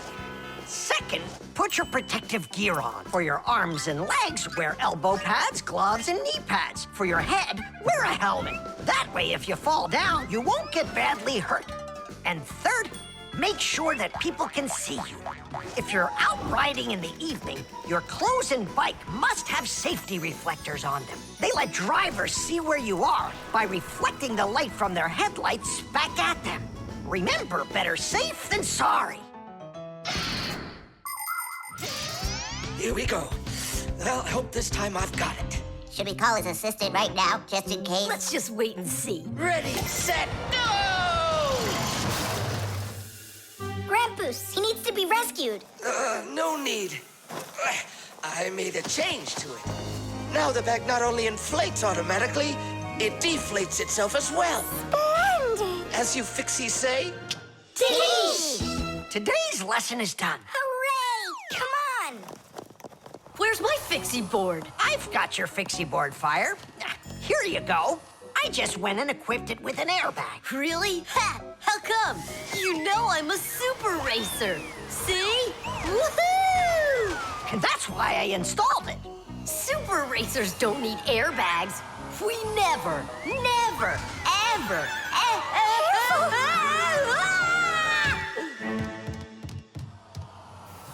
Oh, wow! Is that airbag cool or what? It's a very original design he used there. That design is my own, and Fire ran the test. Professor, will you make an airbag for each one of us? You all will get them real soon. But even so, Caution and care make accidents rare. The clocks. Go around. Left side. That's crazy, you'll crash! No, I won't. See, I told ya. What? Huh? Nothing. Now you talk with your computer like it's your friend. Listen, that's enough playing for today. Oh, Mom, just a little more. I'll give you half an hour while I cook dinner, and that'll be enough for today with the computer.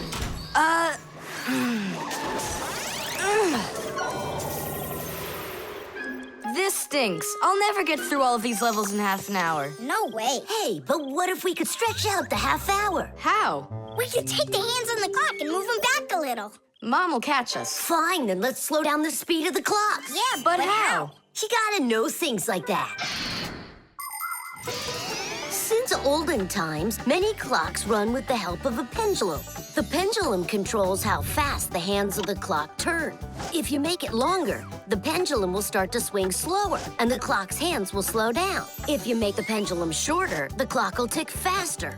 Most clocks that are made today don't use pendulums. They run with the help of springs or with an electronic chip instead. But even so, there are ways to change the speed of these clocks, too.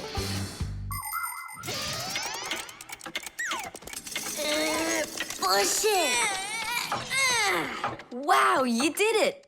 It's amazing how much slower it is. That'll give you lots of time to play. But now you gotta slow down the clocks in the kitchen. Yeah, and every other clock you got.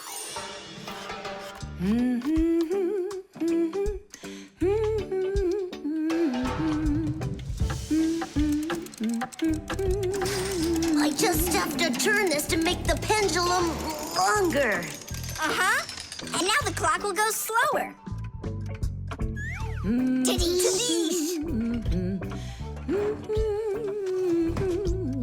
Fire! Now that clock over there. Let's go do it. That's it! We slowed down every clock, and your mom didn't see a thing. That's great. Yeah.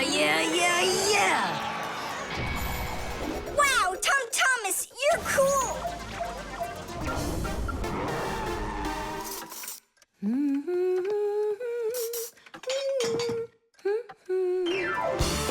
Amazing! He got another one. Awesome! You're unbelievable. Way to go. Huh. That's strange. Hooray! Incredible. Yay, I did every level.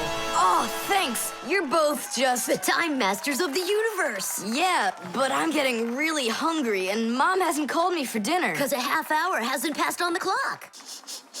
Hey, do you smell that? Something is burning. What happened? A fire? I don't get it. I was just waiting for 30 minutes like I always do, but everything burned this time.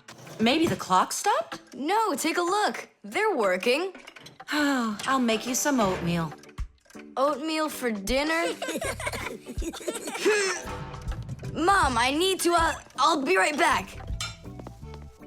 You see what you've done?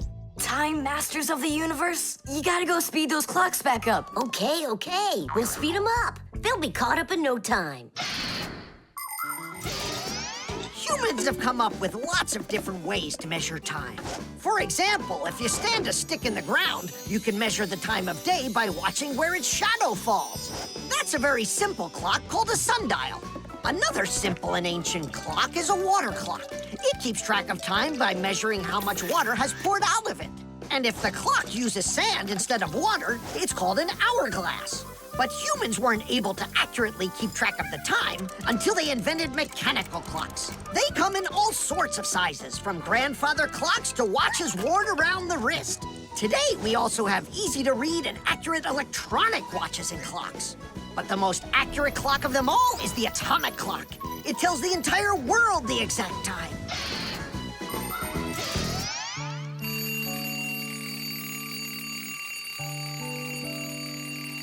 Tom Thomas, why is your alarm clock ringing in the middle of the night, huh?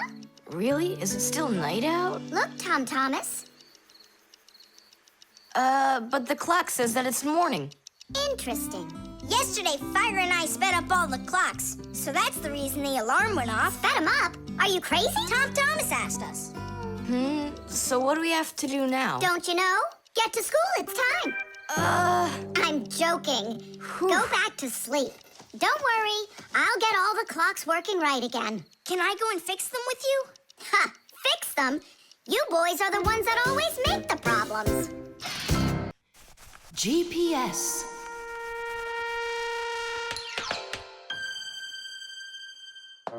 And 3, 4. Stop! Who goes next? I'm next. 5.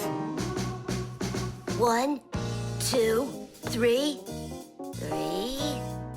And Wait, I gotta choose a route. Should I go here or there? choose already. Nolik, what are you doing over there? Nothing at all. Just waiting at my place. Good. And don't get off it. Well, Fire? What was that? The alarm on my Fixie tab. Oh, our lesson's about to start. Hurry! What about the game? Later!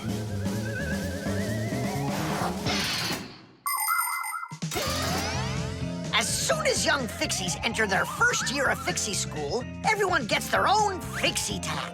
It's a little computer that can do anything at all. Well, almost anything at all. Studying with a Fixie tab is fantastic. You can read it just like a book and write in it just like writing in a notebook. You can use a Fixie tab to listen to music, watch movies, find your way around, and talk, text, and send letters to your friends. And if you want, you can use a Fixie tab to go on to the internet that humans use, or you can visit the secret Fixie internet, where you can find news about the world of the Fixies. And Fixie tabs have games on them, too. Of course, these games can be a lot of fun, but you shouldn't play games until your homework is all done. Faster, or we'll be late. I know a shortcut we can use. This way.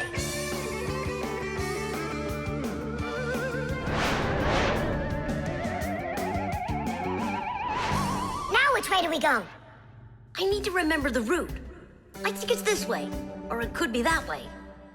Well, which is it, this or that? I have no clue. Uh-huh. So what's our plan? We'll go back and start again. We flew in from there, right? No, I think it was there. That's not how we flew in. It was there. I think we're lost in here. Uh-oh. Nolik, stop the panicking. I only went uh-oh. I'm not panicking yet. It's your fault, Fire. I know a shortcut. Go this way. How are we gonna get out of here? How do I know? All I know is that we're late for our lesson. Thanks to someone. It wasn't on purpose, I swear. Now Grandpa's will punish us. What's going on? Well, I think I found a way to get out. Which way? Right here. I forgot that inside of my Fixie tab is a GPS navigator. Class. What's a navigator? A GPS navigator is an interactive electronic map that can help you find your way around. The navigator can figure out where you are by using signals that are sent to it from satellites.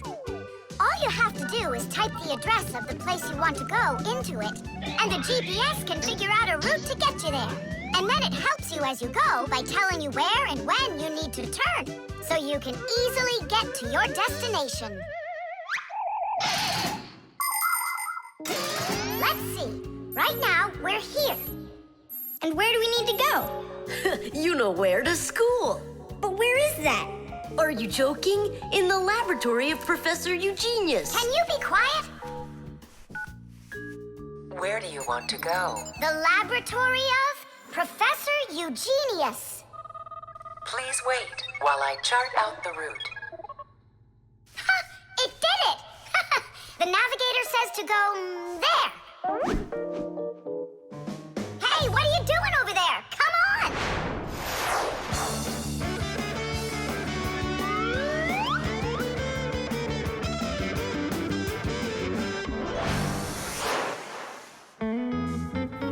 And if you happen to go off route, the navigator will give you a different way to...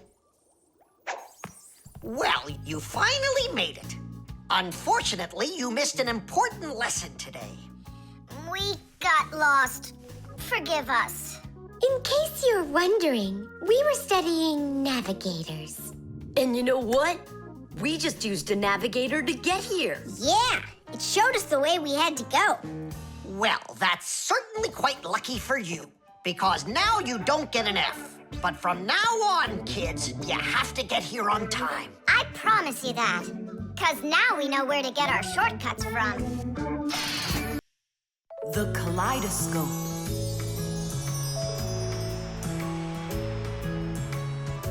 Tom Thomas, when are you gonna give me a peek at your new ball? I just can't wait. I told you, you can see it as soon as I hang it up. You're not peeking, are you? No, I'm not. Oh! So can I look at it now? Sure, take a look. Which one? This one. You broke it. It's okay. Don't be sad.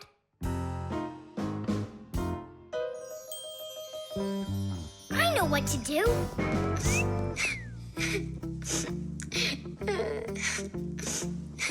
Tom Thomas, look inside the kaleidoscope. What for? I looked already. Come on, there's something in there I'm sure you've never seen. Whoa. Cool, isn't it? What is it? It's my own invention, a pirate kaleidoscope. Laughs, right? Uh-huh. It's great. I really like it. Tom Thomas, hi there. I heard that you got a pretty ball to hang on the tree. Shh. Can I see it? It's right there. Where? There. No. Oh, that's just terrible. Why'd you do that, Simka? Come on now, I just cheered him up. How? Tell me. With the kaleidoscope, remember what Grandpa's taught us? Do you know what makes a kaleidoscope have such beautiful patterns? Ah, it's because pieces of multicolored glass are tumbling around in there. And it's also because it has mirrors inside. Usually there are 3 of them, and they are arranged facing each other. That way, each piece of glass makes many, many reflections that create the kaleidoscope's beautiful symmetrical patterns. By the way, you can put just about anything you want inside a kaleidoscope, and each different thing makes its own special pattern. Yes, there are all kinds of kaleidoscopes. Some with buttons inside, some with flowers, and even some that are filled with insects. Once, a very rich man had a kaleidoscope made with precious stones inside. Yeah, it probably wouldn't have been nearly as beautiful if he had just filled it up with money. Tom Thomas, look inside the kaleidoscope. I already saw it. It's pirates. Nah, it's not about pirates. We changed it. Go on, look and see. Wow. You like it? A lot. Hey, what did you put in there? A few pieces of the ball that you smashed. It's even better for Christmas, isn't it? Mm-hmm. That didn't work at all. Merry Christmas! We came to take a look at that splendid new Christmas... Oh, what's wrong? Oh, don't even ask us that. I've got it!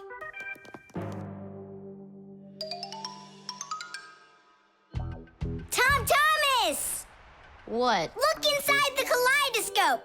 Again? I don't want to. And I'm telling you, you've got to. Fine. Cool, yeah. Merry Christmas!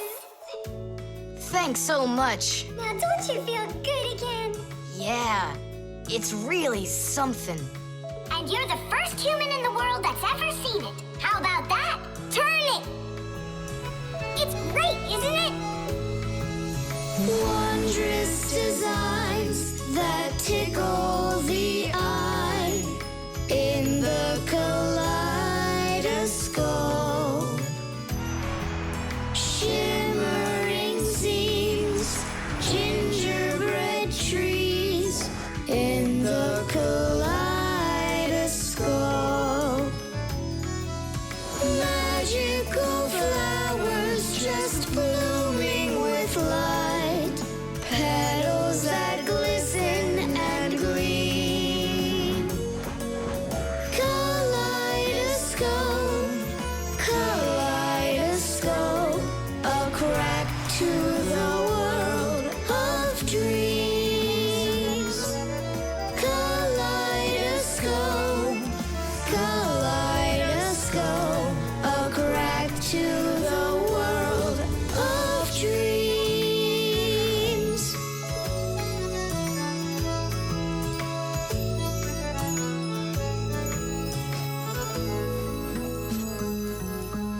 Hi, everybody. Tom Thomas, I came to look for myself at that beautiful Christmas... It's okay. What's more important? Having such awesome friends? Or some ball hanging from a tree? The instructions.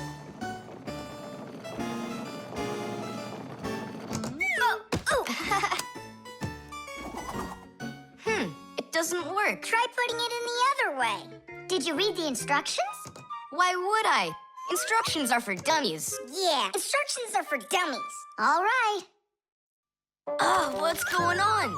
Whoa! My battery! Instructions teach us how to do things right. Instructions for a piece of furniture explain how to put it together. With the instructions for a television, we can adjust the picture and sound the way we like them.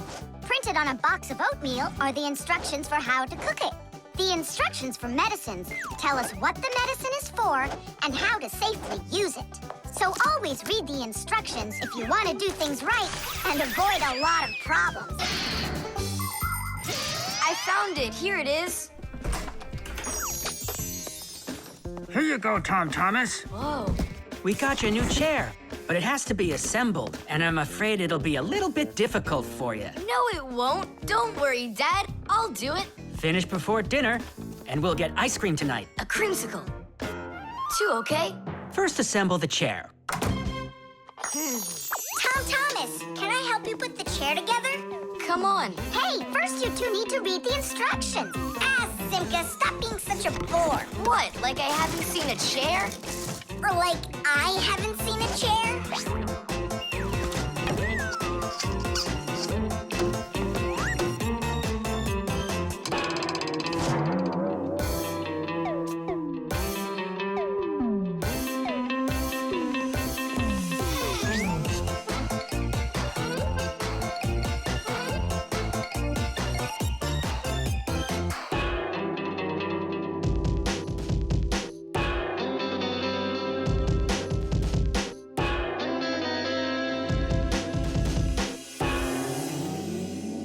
Well, Tom Thomas, you done? Dinner's ready. Let's go. Oh, Dad, no. I need another 2 minutes. Simka, help me. How? What does it say I have to do in the instructions? Ah, I thought you could do it without him. All right, I'll help you. Let's see. Take this part over here and that one over there. Nolik, get a screw. No, the longer one. It's over there. The very first stools and benches appear as far back as ancient Egypt. The pharaoh's stool was special because it had a back. It is thought that the pharaoh's stool was actually the first chair. For a long time, a chair was considered a luxury. Rich noblemen would bring their own chairs to parties. And the more important the man, the higher the back of his chair. It wasn't until the 19th century that chairs became part of every house. Today, there are just so many different kinds of chairs. There are wooden chairs, plastic chairs, metal chairs, chairs with legs, chairs with wheels, folding chairs, baby chairs, just all sorts of chairs. Well, how could people sit down at the table with no chairs? Ooh, I think we'll make it. Screw it in, quickly. Nolik, we need one more screw. But there aren't any. There is, you gotta find it. I already looked everywhere. Tom Thomas, time's up. Nolik, you have to help. How? Just for a minute, that's all. Turn into a screw. If it's only a minute, I'll do it for you.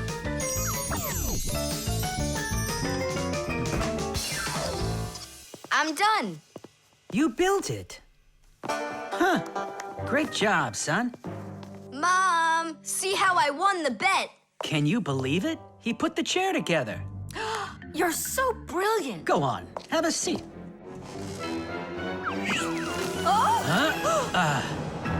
Whew. Now I see. You missed a screw. But I screwed it in. It must have. What? Must have what? Look. Here it is. Now this screw's not going anywhere. And that ice cream you won? Well, you just lost it. Well then, Mr. Chair Builder, time for dinner? Yeah, in a sec. Where is that Nolik? He ran away. What a traitor. No, he's not. He promised you he'd become a screw for just a minute. And the minute was up. Well, where is he then? Over there. He's studying the instructions for the clock. Hey, Tom Thomas, it says that we put the wrong kind of battery into the clock. We should have used that kind. You see, Tom Thomas? If you don't want to be a dummy, instructions are for you. The Fixie phone. Tom Thomas! Huh? Try to guess what we have with us. You guess what I have. A banana. A race car. No, not that. Chocolate. A pair of socks. Ha! Do you give up? My dad bought a new phone for himself and gave me his old one. He said I can keep it. Oh, wow! And what have you got? Look! Yeah, you got a telephone too. It's better than that. This is a Fixie phone. Papu's got himself a new Fixie phone, and he gave this old one to Simka. And can you make calls on it? Take a guess. Come on, let me show him.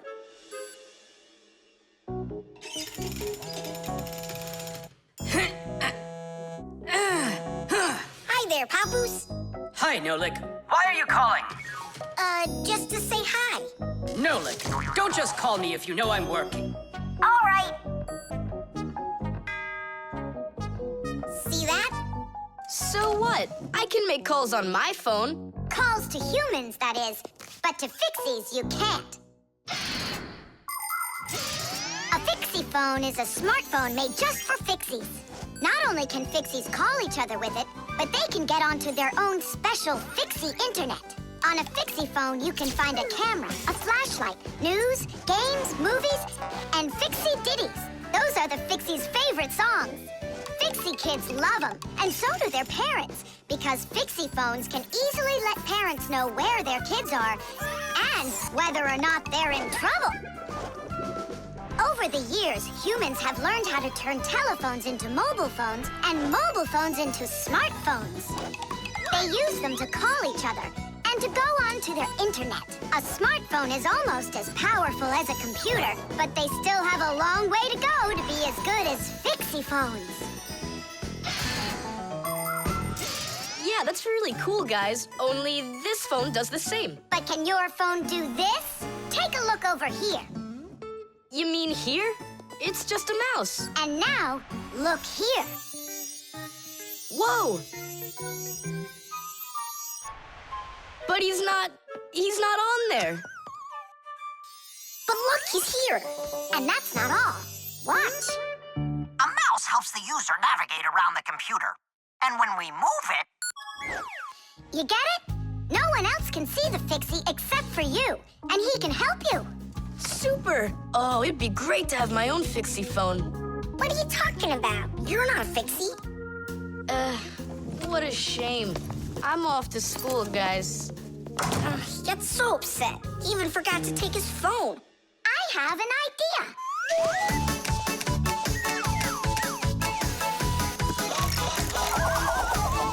My smartphone's my best friend. I love to hear it beeping, so I keep it by my side even when I'm sleeping. Bing bong all day long, bing bong all day long, bing bong all day long, even when I'm sleeping. With my phone I play alone. I don't need my brother. Soon they'll make a brand new app to replace my mother. Bing bong all day long, bing bong all day long, bing bong all day long, to replace my mother. Check my mail, send it text 1,000,000 times an hour. I forgot to plug it in, now I'm out of power. Bing bong all day long, bing bong all day long, bing bong all day long, now I'm out of power. Bing bong all day long, bing bong all day long, bing bong all day long, now I'm out of power. We finished. Tish! Look, it's a... Surprise! Wow, this is great! Now I've got my own Fixie phone. It's just like you've got. Well, pretty close. Tom Thomas. Tom Thomas, let me use your phone to call myself. I need to find my phone. Oh, wow. You've changed everything in here. Where am I? I guess I'm Papoose. Huh, what a funny name you came up with for me.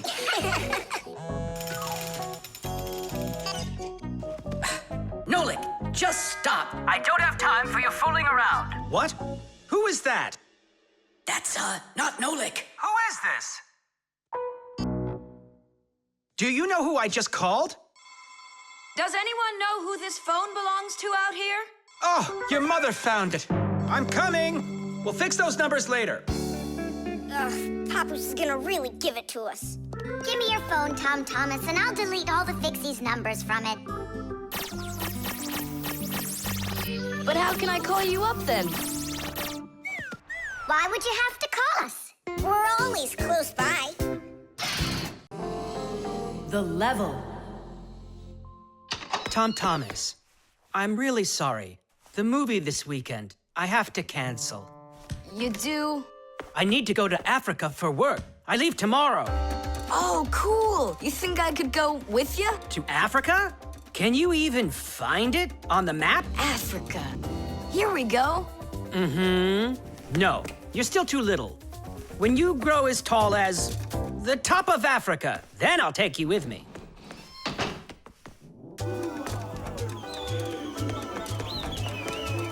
Here, there.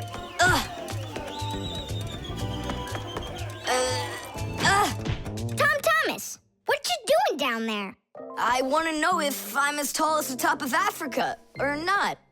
Well, do you know your height? Okay, then let's measure you and mark how tall you are. You just need to hold the book, all right?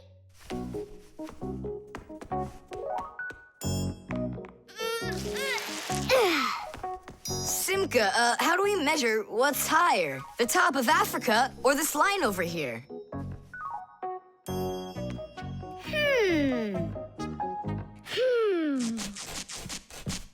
It's a tough one.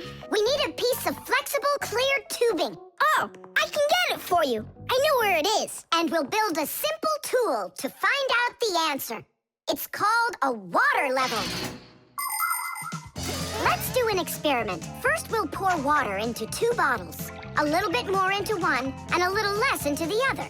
Now we'll connect them with a tube so that the water can flow between them. You see? The water flows and flows. And then it stops.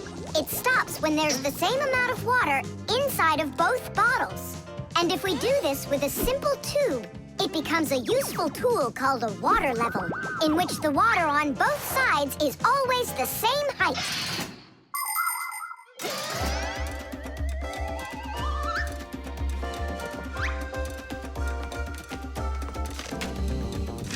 I'm gonna watch the water level on this end, all right? Be careful how you lift it, or the water can get out. Nolik, what's going on? The water inside the tube is even with the line. There you go, Tom Thomas. Where the water is right now is how tall you are. And? Well, it looks like Tom Thomas isn't quite tall enough for Africa. What if we hold the tube a little higher? You can try if you want, but the water's gonna stay where it is. See? The water level on your side always stays the same as on the other side. I'm not getting that tall for a while yet. And what if we just lower the map a little? That wouldn't be honest. But it would be clever. There are a lot of great proverbs, but my favorite one is measure twice, cut once. And to measure things right, you need measuring tools. The simplest one is a ruler. With its help, we can find out the length of an object. A watch can tell us how much time has passed. A speedometer shows us how fast we are moving, like in a car or on a bike. An electric meter keeps track of how much electricity we are using. A decibel meter can tell us who is screaming or stomping louder. And a beam compass is used to accurately measure the size of a coin or a hole. We couldn't get by without wonderful tools like these. If we didn't measure the things we are building carefully, everything around us would just come loose and fall apart. Uh-oh.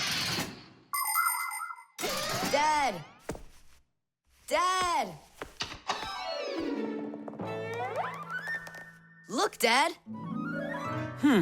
That's strange. Looks like you are a little taller. Does that mean you'll take me with you? Yeah. Are you ready? Yay! But everyone who goes to Africa has to get vaccinated.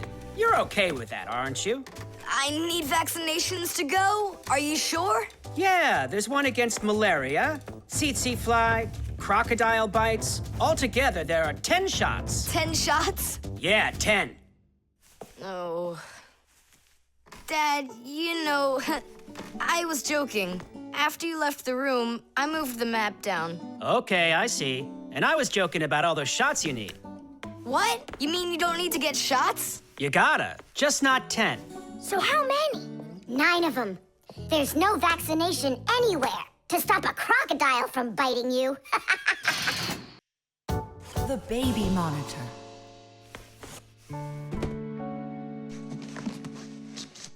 Oh, It's my old baby monitor. On. Check. Checking. 1, 2, 3. Checking. It's working. Why don't we give it to the Johnsons? They just had a baby the other day. This is mine, and I'm planning on using it. Aren't you a little too big for it? No, I'm not big at all. Well, I didn't realize that you're still a little boy. And a greedy one at that. They're never gonna notice this. Hey, Fixies, are you here? We're here now. Why did you call us? I gotta show you how I turned into a mind reader. I find that just a little hard to believe. Okay, then I'll show you. I'll leave you alone, and then you'll hide this button wherever you want. Then I'll come back and find it. You got it. So where's a good hiding place? Well, we gotta think of one. Right here, under the keyboard. Great! Go on, Nolik. Come on in. We're ready for you. And now, I'm going to read your thoughts. Here I go. You hit the button here. Look. Ta-da! He really does read minds. Oh, that was a lucky guess. Bet you can't do it again. Well, I bet you I can. We're gonna have to be sneakier. Verda, she's the most beautiful girl in our class. She knows it, too, and doesn't hesitate to use it. She can even be a bit sneaky, like when she needs help with her homework. Then Digit suddenly becomes her best friend. But if she doesn't want to carry her pack-a-mat, she'll say, "Fire, please help me. You're just such a strong Fixie." But all us boys like her just the same. Digit does, and Nolik does, and I guess I do, too. Although, I really like Simka more. Or maybe Verda. Or both of them.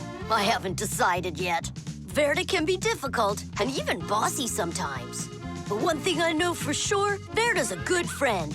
A friend that'll always come help. Well, that is if she's able to pry herself away from the mirror. I think that we should throw it down into this pencil cup. But then we concentrate on another place. That is good, but it won't work, Fixies. Come on in.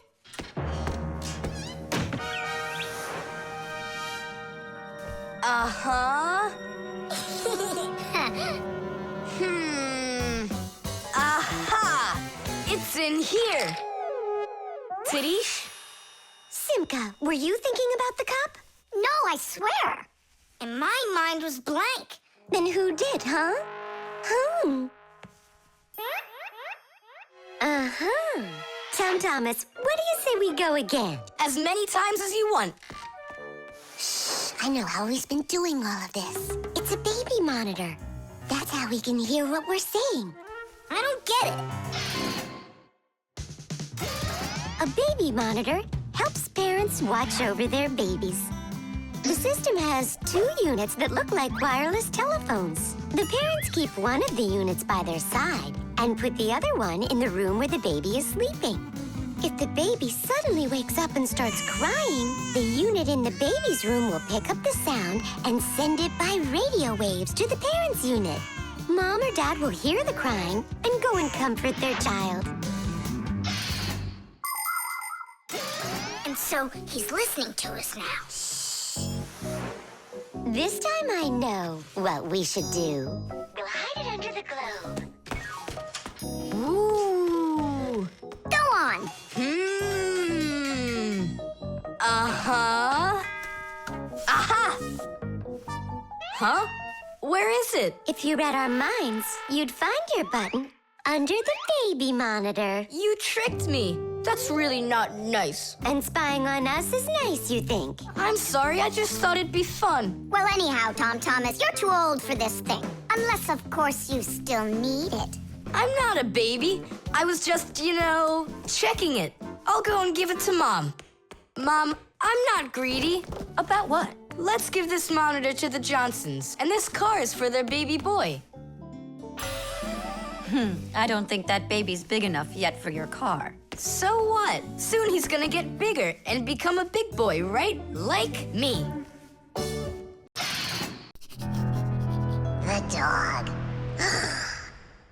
about me? Fixies? It's Chusaka. It sounds like she's angry with us. I wish I knew what that mad dog was thinking about. I'm thinking about you. You better hide or people will see you. I'm leaving. See you later. It's going to rain. Chusaka, I have no time to play right now. I'm not playing. His feet are gonna get soaked. Tom Thomas, I'm off. Don't be late. Chusaka, that's enough. No, I need to go to school. He's got his math class today and he's leaving his math book. I'm trying to serve like a good dog, but no one understands me. Dogs have been serving people since ancient times, along with cows, horses, chickens, and other domestic animals. But of all of these animals, the dog was the very first. In the beginning, domesticated dogs looked like wolves. Over time, they started changing and were developed into dogs of many different breeds, from big shepherds to tiny chihuahuas. So a dog is not only a human's best friend, but his very first friend as well. What is that smell?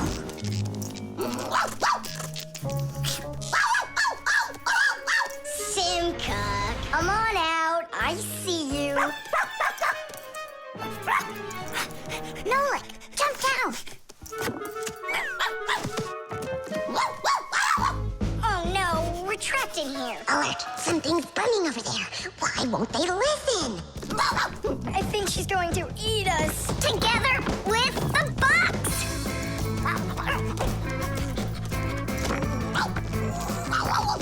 We're done for.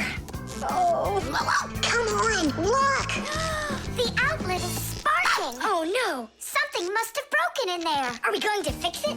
Kids should never touch outlets, and you know it too. It's forbidden. Then how do we fix it? Go find Papoose, and I'll stay here and wait for you. But where's Papoose? I know where he is. I don't know what she's barking about, but I think Chusaka wants to help us. Then come on, Chusaka, help us. Woo!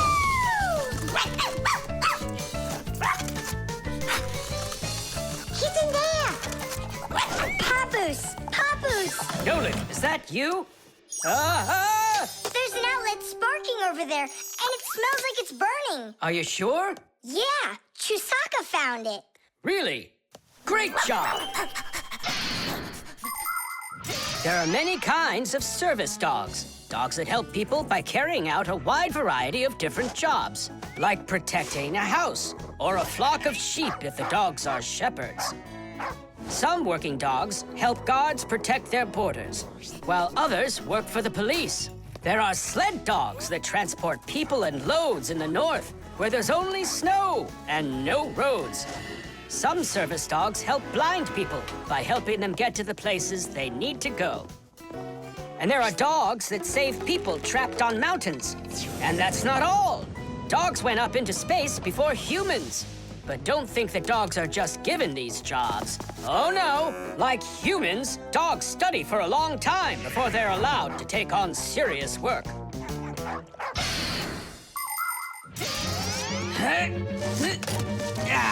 That's all.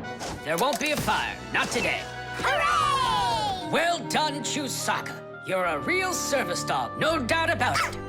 Yeah, I'm working. I'm a real service dog. Chusaka, go away. I've had enough of you already today. Don't say that, because this working dog just saved your house from burning down. What do you mean? She smelled smoke coming from the outlet. It could be that Chusaka means well and wants to do the right thing, but nobody understands her. That's a bit hard to believe. Then what's this book? Oh, my math book. That's where I left it. Remember how Chusaka wanted to make you take it to school this morning? You're right. Atta girl, Chusaka. Well done. What a rain. My feet got wet to the bone. But this morning, Chusaka tried to get you to wear a different pair of shoes. That's something. I should listen more closely to this smart little dog of ours. Finally, they understand me. The video call.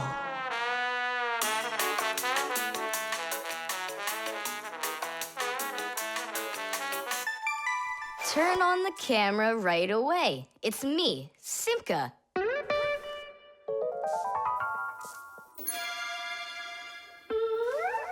Just as I expected. Nolik, why aren't you in school? School? It started? No, but you'll be late if you don't hurry. I'm on my way. Simka, is that really your Fixie school? Well, actually, it's the laboratory where Professor Eugenius works at. He lets us have our school here. Who's that, Simka? Look. Is that the professor? Where? Oh, come on, Tom Thomas. That's the manipulator. Who? Not who, what? It's a mechanical arm. For real? Oh, please show me some of the other things you've got. But how can I show you? Come on, with the camera. Computers and tablets are able to connect with one another through the internet. That's why you can talk to another person on your computer like you're talking on the phone. And if the computer has a video camera, then it's possible to send not only sound through the internet, but video as well. That's why it's called a video call. With video calls, it's possible to talk to your friends, to see them, and to show them all the things you can see yourself. All right, take a look. Over here we have chemistry equipment. And over here... Hey, Tom Thomas. It's good to see you. Wow, you flew there so fast. Nola, get out of the way. You're blocking the view of the lab. I am not blocking the view. Stop it. Go away. You go away. Tom Thomas, what are you watching? Is it time to turn into screws? Too late. He already spotted us. It's just a cartoon about these funny little guys. Can I watch with you? Nah, it's boring, Dad, and I've already seen it. Next, that blue guy, he starts jumping. Watch. Now what? I say run. Start jumping. Make it cartoony. Now that redheaded character will sing. Watch. La la la la la la la la la.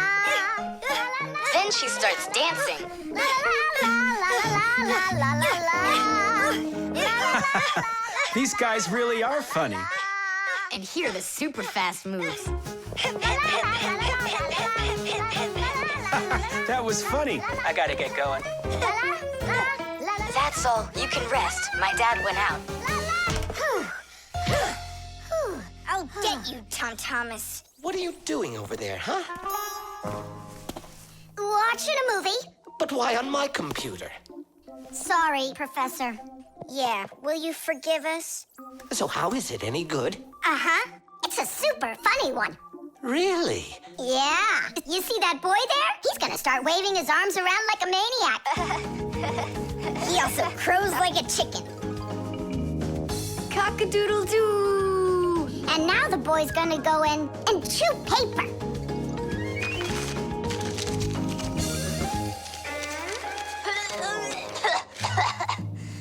I can't do this all at once. A movie. That's what we're watching here, right?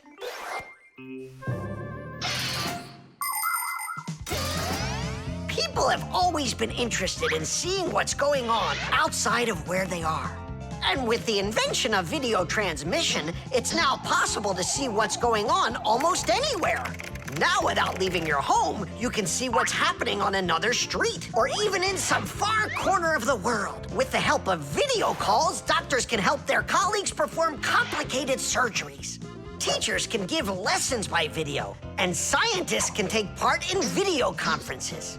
With video, you can watch a live theater performance in another country. And even in outer space, an astronaut can feel right at home just chatting away with friends and family. And it's not just for astronauts either. Now almost every tablet and phone here on Earth has video in it. Introducing Tom Thomas. Nice to meet you there, son.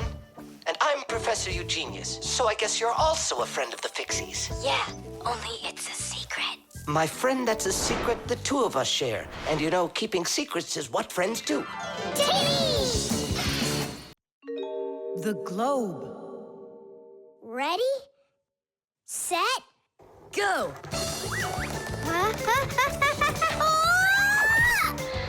Yay! Again, I couldn't do it. I told you. There's just no way to hold on when the globe is turning that fast. But I know I can do it. Give me that piece of rope there, would you? Now you can't throw me off. Spin it. Go on. Whoa!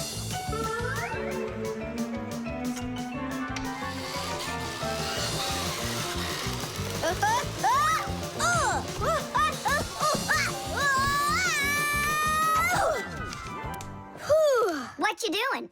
Trying to learn a bit about the Earth's gravity? That's a globe, not the Earth. Well, a globe's a model of the Earth, isn't it? Hey, come on, Simka. The globe looks like a ball, but the Earth is flat. We walk on it. The Earth also looks like a ball. It's just a very, very big one. It's not true. If the Earth is really round like you say, then it would throw people right off of it, like the globe does to me. No, it's just that the Earth pulls everyone towards it. Are you sure? The planet that we live on, the Earth, is a huge sphere. The Earth revolves around the sun, and the moon revolves around the Earth. Do you know why they don't fly away from each other? It's because of a force called gravity that pulls all objects towards each other. The heavier the object, the stronger its pull. That's why people, rocks, air, and water get pulled towards the Earth instead of floating up into space. Thanks to gravity, we are able to walk on the Earth. Then why doesn't the globe pull on me like the Earth does? Because this globe is very light. Compared to the Earth, this globe is like millions of billions of times lighter. Compared to the Earth, we're specks of dust. He's right. Look, a speck of dust. It sticks to the globe like we stick to the Earth. Oh, come on. It's just because no one's turning it. But the Earth's spinning and we stick to it. What? I just don't believe you. There's just no way the Earth is spinning. You've really got no idea how the days all turn into the nights, do you? Do too. It's because the sun goes up and then sets.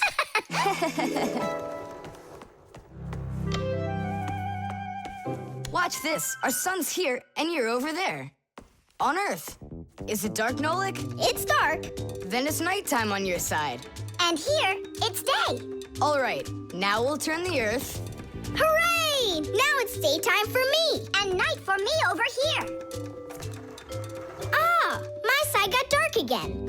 And for me, it's a new day. All right, fine. You guys were right. I believe you. The Earth is spinning. The Earth goes round and round like a tilted spinning top.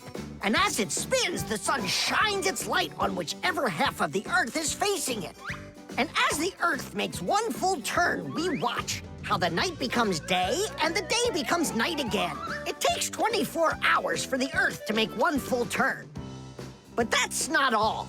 The Earth is also traveling in space around the sun. It takes the Earth 1 year to make a full circle. As it goes along its way, the top and bottom of the Earth take turns being closer to the sun. That's because the Earth is tilted. When the top half is closer to the sun, it's summer there, while at the very same time on the bottom half, it is winter. And when it is winter on the top half, it is summer on the bottom.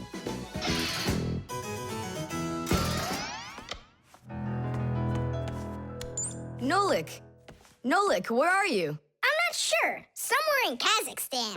The force of gravity is super strong around here. So go on, spin it. You're gonna fall off, Nolik. Don't worry, just do it. Go ahead and tilt it if you feel like it. Told ya! Ha!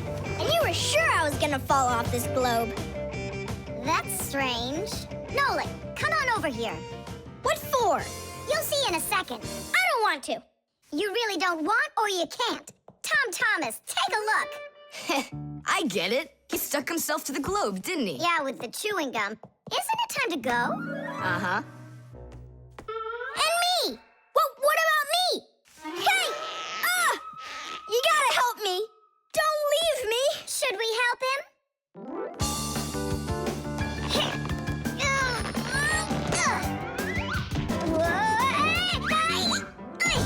I never would have thunk it, but the pull of chewing gum is even stronger than the Earth's gravity. The gramophone. And that's a photograph of my mom when she was little. She sure looked happy, didn't she? Because parents were all happy when they were children. But then they grow up and start getting all gloomy and as boring as can be.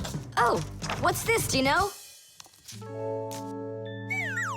A song about a screw?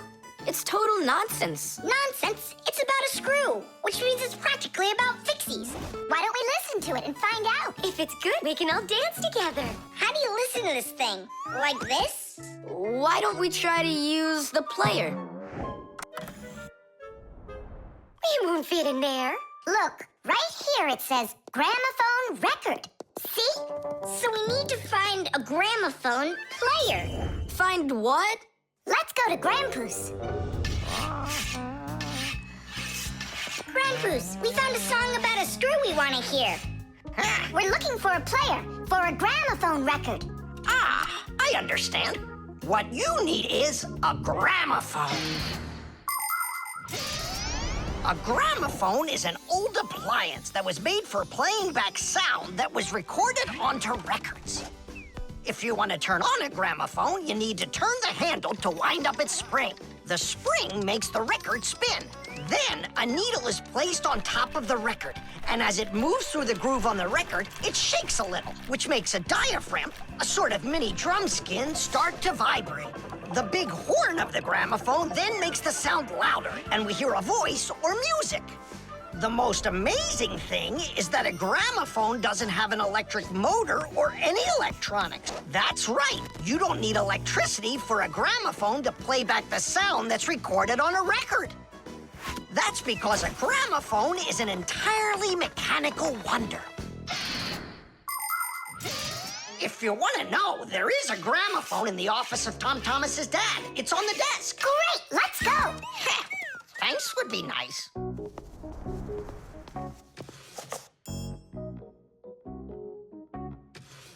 I can't find the on button. There is no on button. You need to grab that handle and turn it.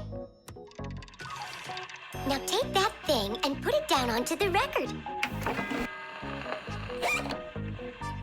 It's not playing. Look, there's no needle in there.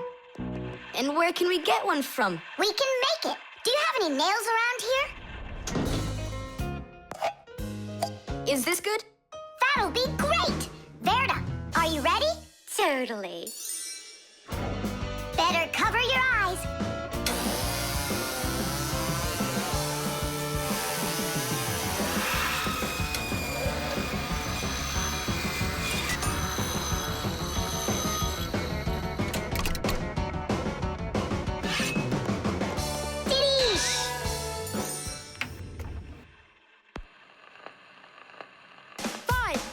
It's working, listen. A little screw went for a run, and now without this little part, everything just falls apart. If you think a screw is nothing, take it out, but just beware. Everything will break without them, with no little screws in there.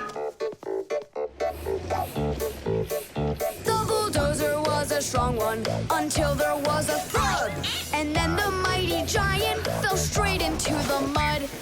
5, 4, 3, 2, 1, a little screw went for a run, and now without this little part, everything just falls apart. If you think a screw is nothing, take it out, but just beware. Everything will break without them, with no little screws in there. If you think a screw is nothing, take it out, but just beware. Everything will break without them, with no little screws in there. Tom Thomas, what's that music playing?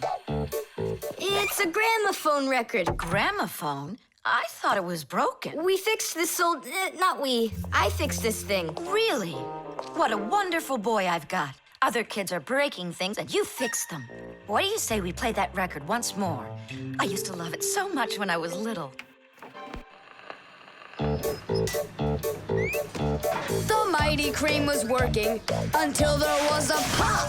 And then the mighty giant gave out and lost its top. 5, 4, 3, 2, 1. A little screw went for a run. And now without this little part, everything just falls apart. If you think a screw is nothing, take it out, but just beware. Everything will break without 'em, with no little screws in there. If you think a screw is nothing, take it out, but just beware. Everything will break without 'em, with no little screws in there. Tom Thomas's mom really dances super. Yeah, she knows how to have a good time, even though she's a grown-up. If you think a screw is... Tubes. Today's lesson will be on pipes and tubing. Right here inside of this laboratory, you can see them all over. Look, over there, and there. Some more over there, and there's another one. So, who can tell me some different uses for tubes? Digit. They're used in plumbing to carry the water. Nolik, in school we don't give an answer without being called on. Digit. You can... And for carrying waste. I am talking to Digit now. Gas goes through pipes too. Stop interrupting us. And don't forget about smoke in a smokestack. Nolik, that's just rude behavior. Out right now.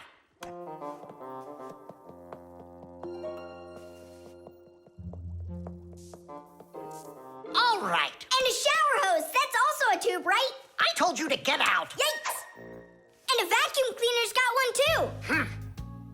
And those spyglasses that pirates use when they're sailing. Hey, what do you say we all go and sneak out of here? Great idea. Let him call out to himself. Shh. And a trumpet's a tube that you blow through.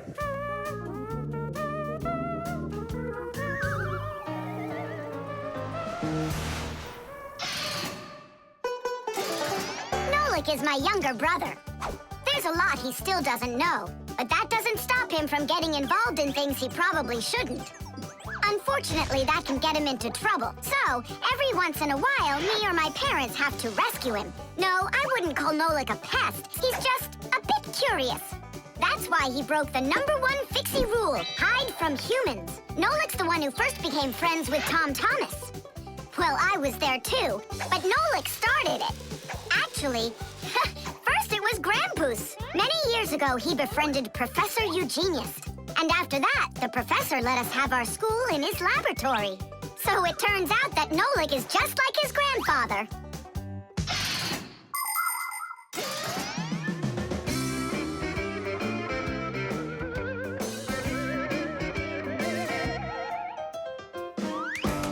Digit, go on then. Tubes are, Wow! Just look at all the tubes in here. There's rubber ones and glass ones that are curvy. Oh yeah! Pens! Parts of them are tubes too. He stopped talking. He ran out of ideas. And those tube slides at the water park. The barrel of a rifle and the shell of a bullet. Those are tubes. Oh, there's a tube with a serious crack. And it's also dripping and hissing. It's dripping? Where? How can I show you when you kicked me out of class? What's going on? Take a look. That tube up there is leaking. That's acid dripping out. Is that dangerous? It's awful. Any second now, it'll explode. Where did Professor Eugenius go? He went to eat a sandwich. So what do we do? It's a disaster. Don't panic. Fire, Verda. Go to that hose and shut off that valve. Simka, go get a pack-a-mat. We'll fix this pipe ourselves. It's very important to be sure that a pipe won't leak. But making pipes that won't leak isn't so easy. Pipes can be made by rolling up a sheet of metal and sealing it up. Unfortunately, the seam can break, and that's why people have figured out how to make pipes without seams. They do it by stretching out hot metal on special machines. And PVC pipes are squeezed out of hot plastic like pasta. When the plastic is cooled down, it hardens into a pipe. We fix it Just in time. Nolik, way to go there. Hey, Simka, where is he? Don't know. He finally left. Here I am. Nolik, I want to thank you for being alert, and I'd like you to join our class. Tadish! Only don't forget, in my class, students cannot answer unless they're called on. Now then, pipes and tubing. Digit, please continue. Well? But Nolik said all of them already. Nolik. Not all. A straw for drinking a shake is a tube, and some noodles are tubes made out of dough. And what's it called? That thing. A hole in a mountain. Wait a second, I'll get it. A volcano. That's not it. They go this way. I mean the kind that go like that. Heh, they're tunnels. You got it. Well done there. Yeah. The talking doll. Well then, now you know what you need to do to fix it. Professor! Professor! Our lesson is over. I'm sorry to be a bother. No problem, Professor Eugenius. Our lesson's over. I've got an urgent matter. You see? You've got yourself a talking doll. Yes, only she speaks Japanese. The problem is I've been asked to get her to talk in English. We can teach her. It's a new technology. I'm puzzled. Don't you worry. We'll figure it out, Professor. Thank you, my colleague. You're always there when I need it. What would I do without you?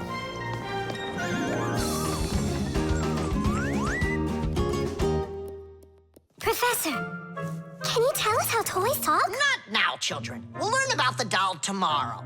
Now it's time to go home.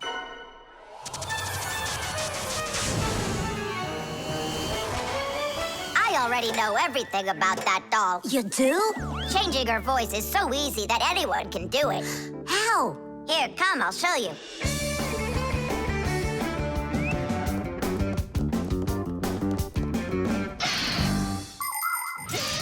Early talking dolls used to work with a noisemaker inside. When the doll was turned over, air inside the noisemaker got pushed through a squeaker at the end of it, making a noise that sounded like the word mama. Funny. Today, the noises are recorded onto an electronic chip that's part of a little player inside of the doll. Just press a button and the sounds start playing. So now dolls can say much more than just mommy or daddy. They can say anything at all.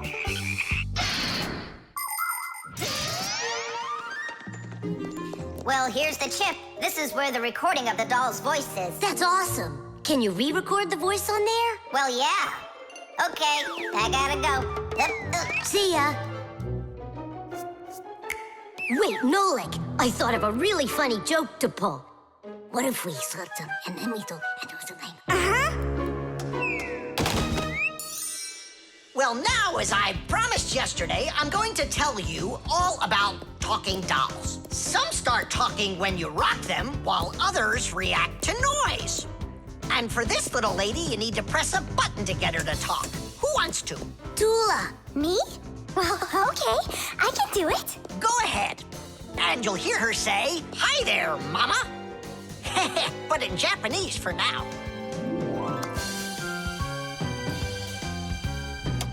Tula. Is that Japanese for hi there? Tula! Why are you hiding a picture of Digit in the alpaca mat? How could she ever know that? Maybe you're in love? That doll is alive! They call that joking. I just thought of a better joke that we can play. Yeah. What? Tula, don't cry. She's not alive. She is alive. I'll tell you who did this horrible thing. It was Fire and Nolik. It's true, but now the joke will be on them. How? It's easy. All we gotta do is go. The smartest Fixie in our class is Digit. Sometimes I think that he knows everything about everything. Professor Grandpas has a lot of respect for him. Digit's always in thought whenever you see him, and he doesn't like when anyone distracts him. He just has no time for fooling around with the other boys. Digit prefers to solve problems using his brains and not his muscles. That's why he can have a tough time in gym class. But he's so sweet that it makes you want to help him. To tell you the truth, Digit isn't always great fixing things with his own hands. But no one understands technology better than he does. If something breaks, Digit can always figure out exactly what's wrong with it and the very best way to fix it.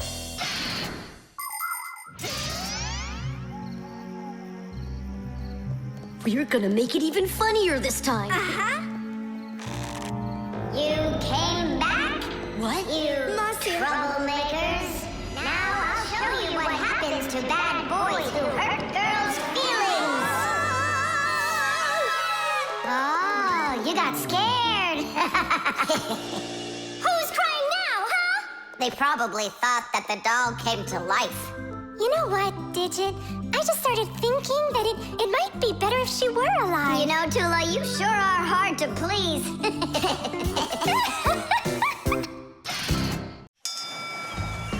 Knots.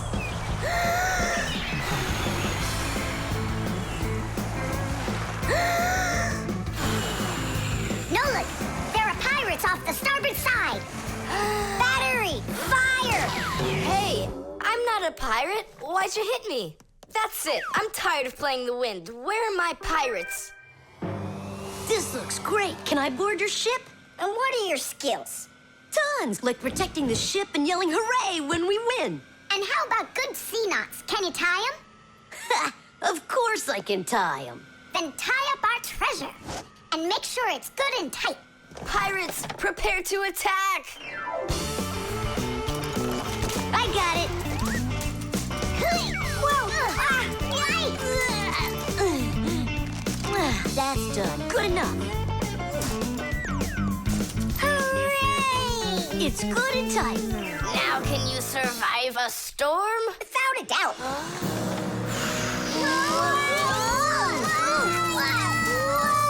Our treasure! It's sunk into the sea. That was my mom's necklace we sunk. I'll pick it all up, don't worry. No, thank you. We'll manage ourselves. He calls himself a sailor. Go and learn to tie some knots. Try tying 2 ropes into a knot. You think it's easy? A badly tied knot will untie itself before you know it. Here's one way to tie it right. First, cross over the 2 ends like this. Now, to finish the knot, you've got to cross them over again. But not this way. It's got to be in the opposite direction. When it's done, it looks like one loop inside another. This kind of knot is called a square knot. And it won't untie as long as you tie it right. And that's just one of the many kinds of knots a sailor has to learn.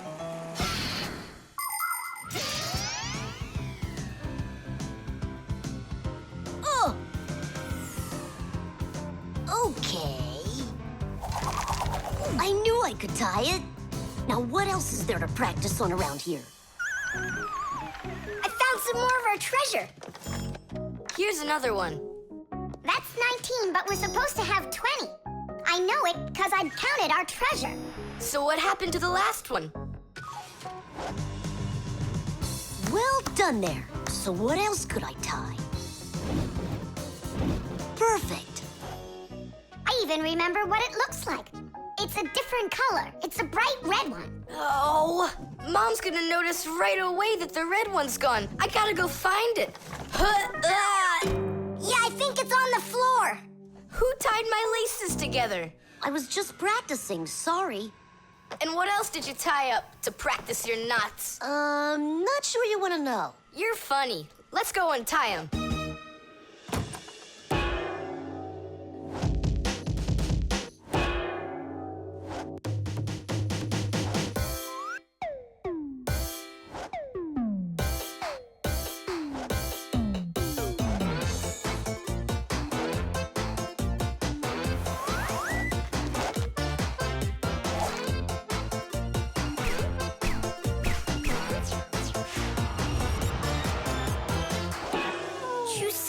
Don't look at me that way. I'm scared. She's just staring at her own whiskers, Nolik. And what have you done to her whiskers? Well, I tied them with the square knot. Fire, you're just a blockhead. And why don't you tell us what else you've done? Well, okay. I tied a decoration on her tail. That's where it is. We were looking everywhere for that thing. Fire, go and fix everything you've done. Chusaka, don't run away. Don't be scared. We just want to untie the knots. Sailors have developed all sorts of different knots. Without them, they couldn't control their sails. But we couldn't get by without knots on land either. Mountain climbers use tightly knotted ropes to help them climb and keep them safe. Fishermen tie hooks to their fishing line using special knots. You can't even pitch a camping tent properly without making a knot. When people sew, they tie knots in the thread to hold it in place. And doctors use knots when they stitch and bandage a wound. And a tie wouldn't be a tie if you didn't tie a knot in it. Sneakers won't fall off your feet. And the laces won't drag on the ground if they're tied with a proper knot. But sometimes things can get knotted up by accident. And that's one time when you don't need to know how to tie knots, but how to untie them. All aboard! Like that. Now the only thing left to do is tie a knot. Should I tie it? Are you sure it won't untie?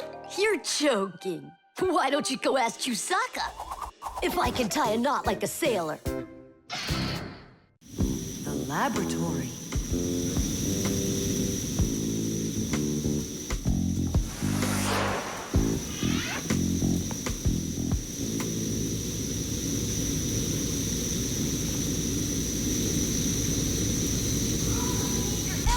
You've got to get to the school right away! What did he say? That we've got to get to the school. How come? Did you hear why? I didn't, did you? I wonder if Simka didn't go to school today. Or if Nolik got into some kind of mischief. Oh, I'm worried this is something serious. La la la la la la. And that's 5, 6. I like this hairstyle. 7, 8. Hi there. Hello, Verda. Where's Grampus? I'm not positive, but go and look in the chemistry area over there. Over in chemistry? Tell us, was Nolik doing anything wrong today? Nolik? He's always fooling around. Right. So we're not here for anything Nolik did. Maybe something awful happened to him. Like what? Well, how about anything? This isn't just a school for Fixies. This is a laboratory. The laboratory where Professor Eugenius works is always humming. In the mechanical zone, Professor Eugenius tests all sorts of different devices to see how well they are made. In the chemistry zone, he conducts experiments on the quality and safety of food. In the electrical zone, he repairs electrical devices and checks their safety. Unfortunately, the professor can be absent-minded, and that can cause things in his laboratory to bubble, spark, or even explode.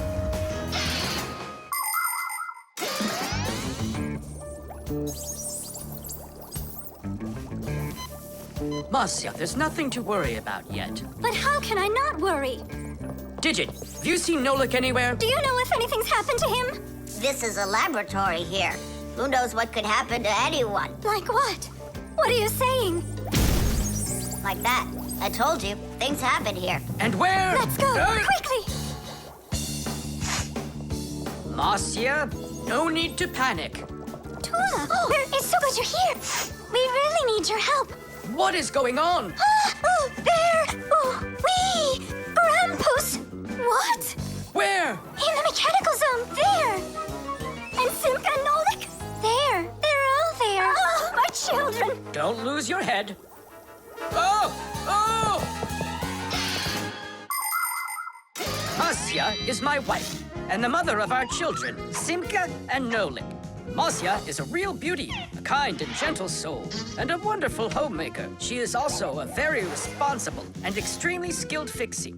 She is our family's expert in kitchen appliances and gadgets. Marcia works from morning till night, fixing and cleaning anything that is in need of her expert care, because she just loves when everything is clean and tidy. But most important for Marcia are her children. She takes loving care of Simka and Nolik and tries to protect them from harm. Marcia worries about them so much that sometimes her imagination gets carried away with what might have happened to them. Although our little Nolik can get himself into situations that even Marcia could never have dreamed of.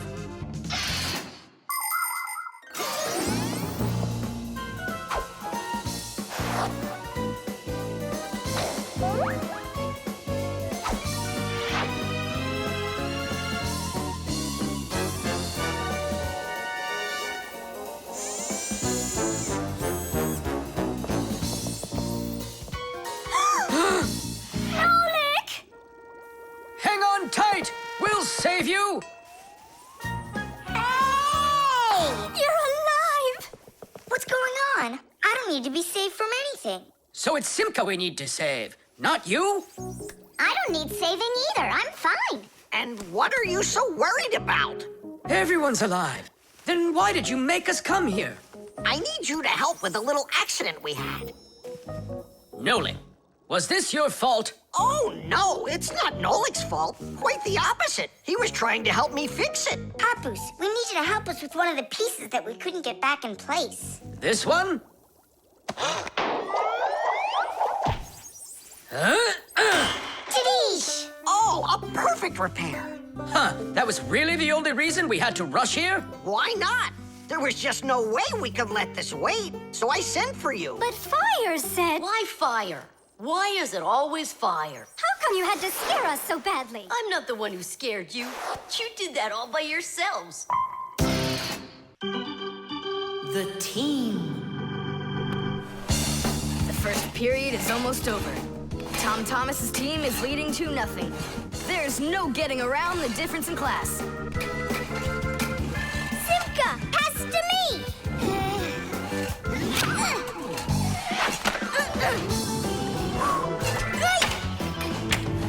Simka, over here!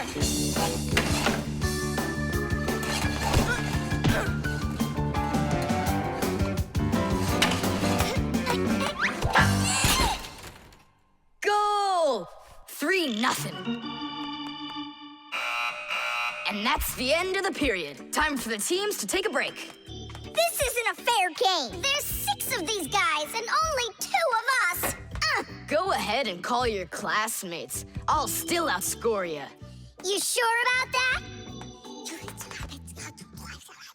Uh-huh. Well, Tom Thomas, you asked for it. Young Fixies take classes and study just like human kids. But Fixie schools are quite a bit different than schools for people. To begin with, there are no more than 10 students in a room. In Simka's class, for instance, there are 6, and the children don't study in one place. On one day, the lesson could be inside a refrigerator, the next day in a computer, and the day after that in a vacuum cleaner. This is the best way for Fixies to learn all about them and put their new knowledge to the test. But the most important thing is that they have to learn to work as a team and help each other. Stronger Fixies helping weaker ones, and older Fixies helping younger ones. This is a must for Fixies, because appliances are so very big that if we didn't work as a team, we little Fixies could never get by. As the second period is about to begin, our full team comes to the ice. Huh? Introducing the engine of our class, Fire! My motor's roaring. And now the brains of our class, Digit! Okay, what's the score? Now here is the spirit of our class, Tula! Could I be our goalie?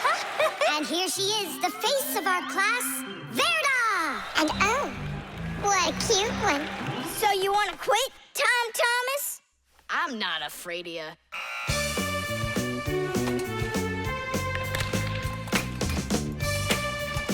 Nolik, pass! Shoot! I'm calculating the angle to use. Whoa! Oops! Pass it quick! Quit sleeping! If you're gonna scream at me, I'm not going to play at all. Wow, that's some team you got there.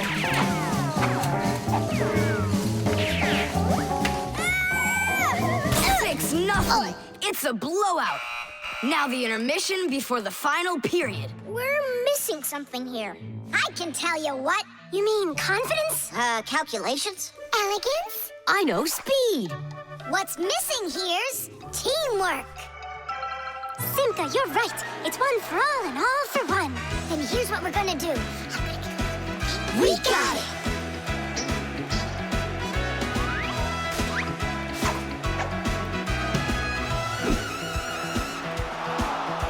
Attack and check, don't lose control. A line change on the fly.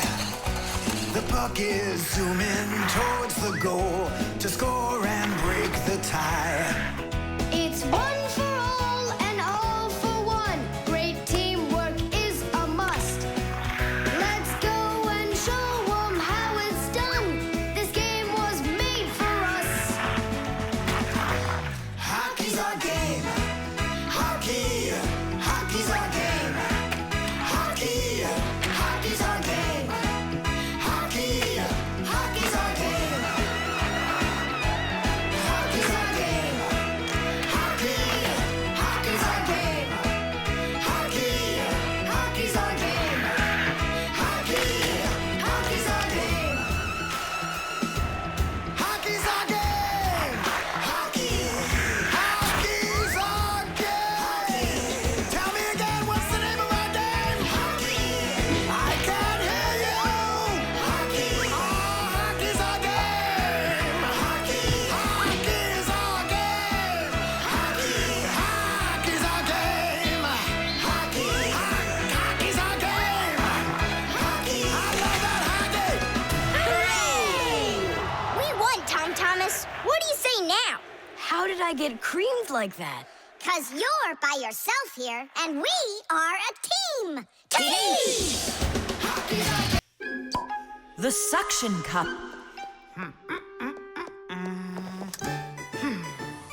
Where's Professor Eugenius? Did you see him? Not yet. Strange.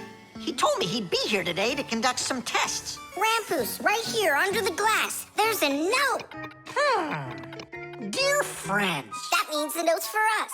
That's because Professor Eugenius can always count on us. I'm off for a conference today. So what should we do? While I'm away, please keep an eye on each of my tests. There's the wristwatch. And where is it? It's right there.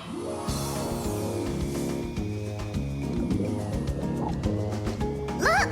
How come the watch is in the water?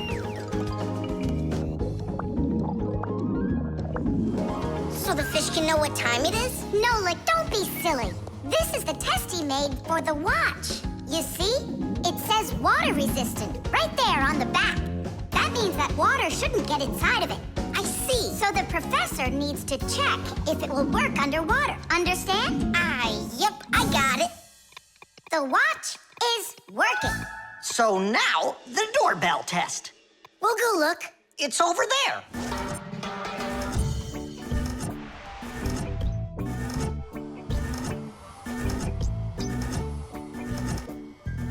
What's that thing doing? It tests the button to see how fast it wears out. To check the quality of appliances, toys, sporting goods, or just about anything, they need to undergo serious testing. Take, for instance, telephones. They need to be tested with both heat and cold because they have to work in places as hot as Africa and as cold as the Arctic. Computers are tested to make sure they can be shaken and rocked, too. That way you can be sure they'll work on a desk at home, or outside in the park, or while you're taking a ride. Different kinds of products need different kinds of durability tests. For example, athletic shoes and car tires are rubbed and squeezed over and over to see how long they are going to last. Yes, testing's very important. Without testing, a machine or appliance could let you down at the very worst moment. If guests come to visit once a week, and once every month a hooligan comes, pushes the doorbell, and runs, then I figure this doorbell will last right around 400 years. That's long. The doorbell is still working. That's very good. And also, What? I don't know. We need to turn the note over to read the end. But how? Oh, raise the glass, that's all. Hup, hup, hup.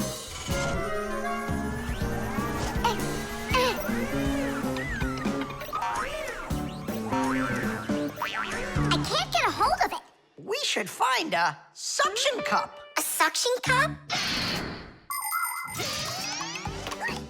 Suction cups are made out of rubber or other elastic materials.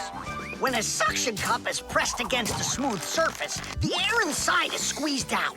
The air outside wants to get back in, and so it pushes down on the cup. The rubber edge of the cup won't let the air leak in, so the outside air keeps pressing down, and the cup keeps on sticking. And that's how a suction cup sticks to a surface by using the power of air.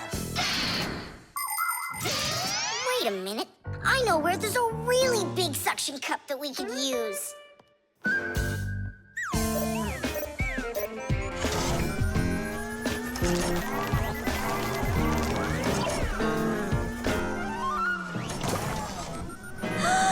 That's a huge suction cup, Nolik.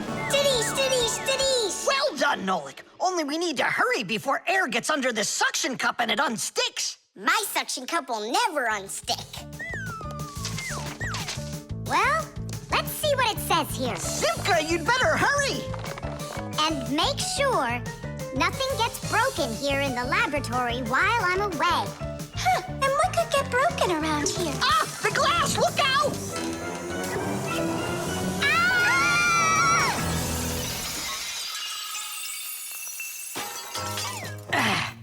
Yeah, so much for that.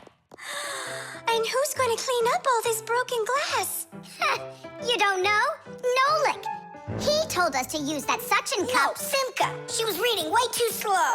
Listen, there's no need to fight. I came up with the idea of the suction cup. I should clean this. Come on now, Grandpoos. We'll clean up this mess. Professor, I still think the suction cup was a great idea. The chick. Ah, Professor Eugenius is making breakfast. Only the eggs will never get cooked at this temperature. What are you doing? You can't heat up these eggs to temperatures that are this hot. Why can't you? The chicks, you'll kill them. What chicks? Where? This appliance, do you even know what it is? I thought it was an egg cooker. You thought it was an egg cooker? Listen up. I do not want to see you around this thing. Not anywhere close. Got it? I won't get close to it. But Grandpoos, we don't even know what this is for. It's called an incubator. To help her chicks hatch, a mother hen sits on her eggs for a long time, keeping them warm with the heat of her body. An incubator is a device for hatching chicks that is used in place of the mother hen. It's always nice and warm inside, just like under a chicken's wing, but not too hot. An incubator can even turn the eggs so they get just the right amount of heat all over. Chicks that are hatched in an incubator are no different from the chicks that are hatched without them. Fire! What? This thunderstorm is really scary. Let's be scared together. I'm not scared at all. Me neither. I was joking. Just joking with you. What do you think? Are the chicks scared in there? Holy moly! Wow, that was a big one. Even the electricity got turned off. The incubator turned off too. And the temperature is dropping. And for little chicks, is that bad? I'm sure it is. It's cold in here. These chicks need help, and Grandpoos isn't around. Then we're gonna have to save these chicks without him. Nolik, get the door open. Help me. I can't. Grandpoo said I can't get near the incubator, so try opening it yourself. I can't do it. And I can't help you. But the chicks are going to die of cold. Let's just do it. But don't you go and tattle to Grandpoos. I promise. Hooray! It's a bit early for hooray.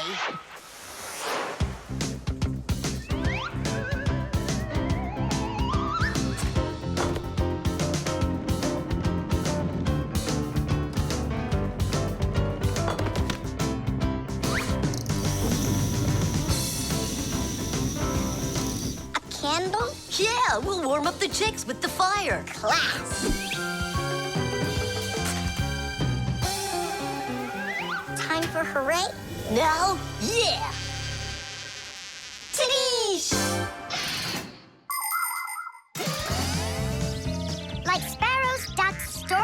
ostriches. All birds lay eggs and sit on them to help them hatch. And it's not only birds. Other animals like snakes, crocodiles, and even turtles have babies that they hatch from eggs. To protect their children, they try to hide their eggs, like deep in the bushes, in the cracks of rocks, or in the sand. By the way, roe is also little eggs, just without the shells. From this fish roe, little hatchlings are born that will grow into big fish. And from tiny frog roe, tadpoles hatch that will then develop into full-grown adult frogs. And you've heard of dinosaurs, right? Well, those giant reptiles that lived millions of years ago, they also hatched out of eggs.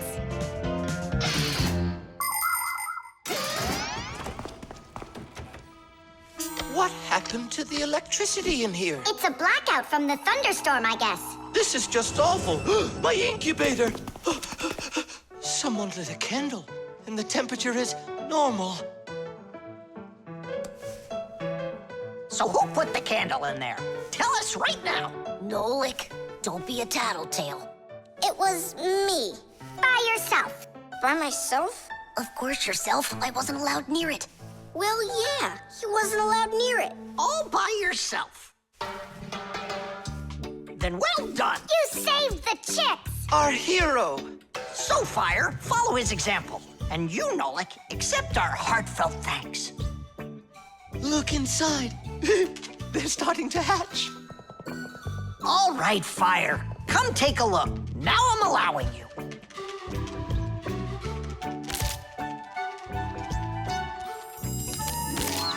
Look, a little chick. It's so cute. And so yellow. Look at him. What a little sweetie. Fire. What? Well, I really know who saved him. Tish. The motion sensor. This part has to be replaced with one that's new. I've got an idea. How about we run to the warehouse and get it? 'Cause you don't have time to go there. And that way you can keep on working. All right, then. Only remember the code for the part. A8375. I'll remember it for sure.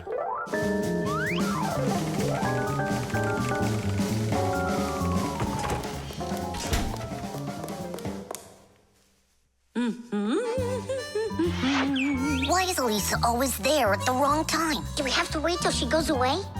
What for? We'll sneak out behind her. Did you find the part? It's here. Are we ready? Yeah, we're ready. Let's do it.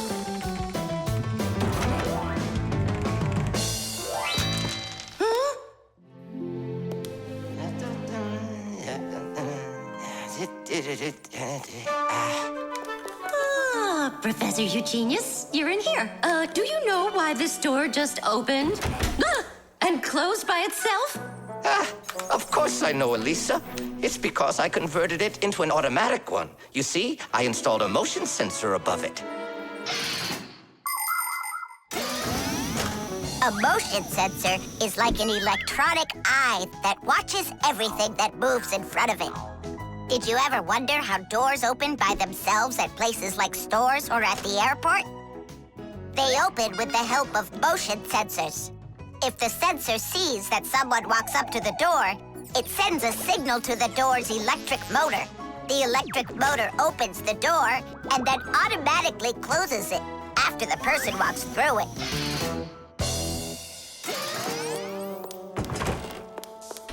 That man is just astounding. Only a bit untidy. The door is automatic now? Then why didn't it open for us on the way here? 'Cause we're too little for that motion sensor. But the part's bigger than we are. Big enough for the sensor to see it. Then how do we get in there? We can fool that thing if we stay close by the wall. Now let's keep this as close to the wall as we can.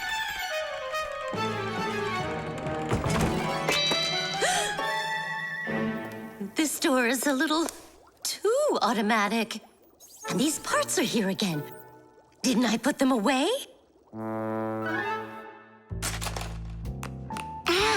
The sensor still noticed us.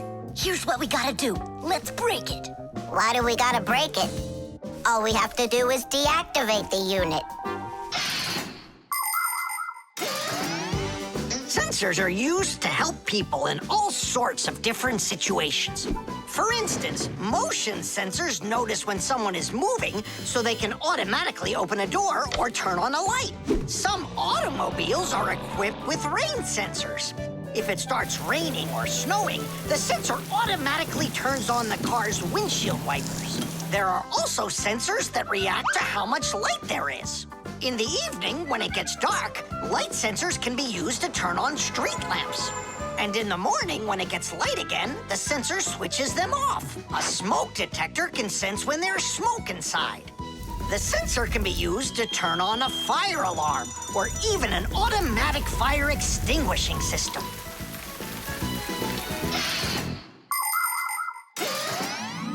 I turned it off. That should do the trick. Great job. Let's go. Titties! Professor Eugenius, mission accomplished. Well done, Fixies. Actually, not that well. This part here is A7583. Uh-huh. And I asked for A8375. Digit, didn't you say you knew the code number? I did know it, but somehow forgot it. Digit, I can't believe that you forgot it.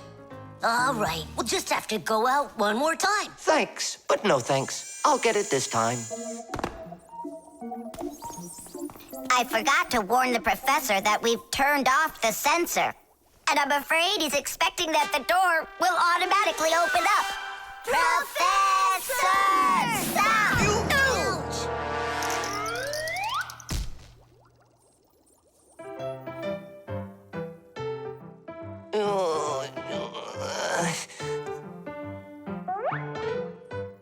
Forgive us, we didn't mean it.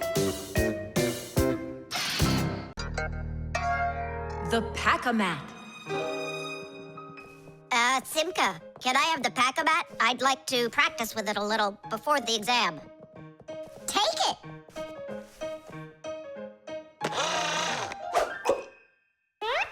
You're really good with that thing.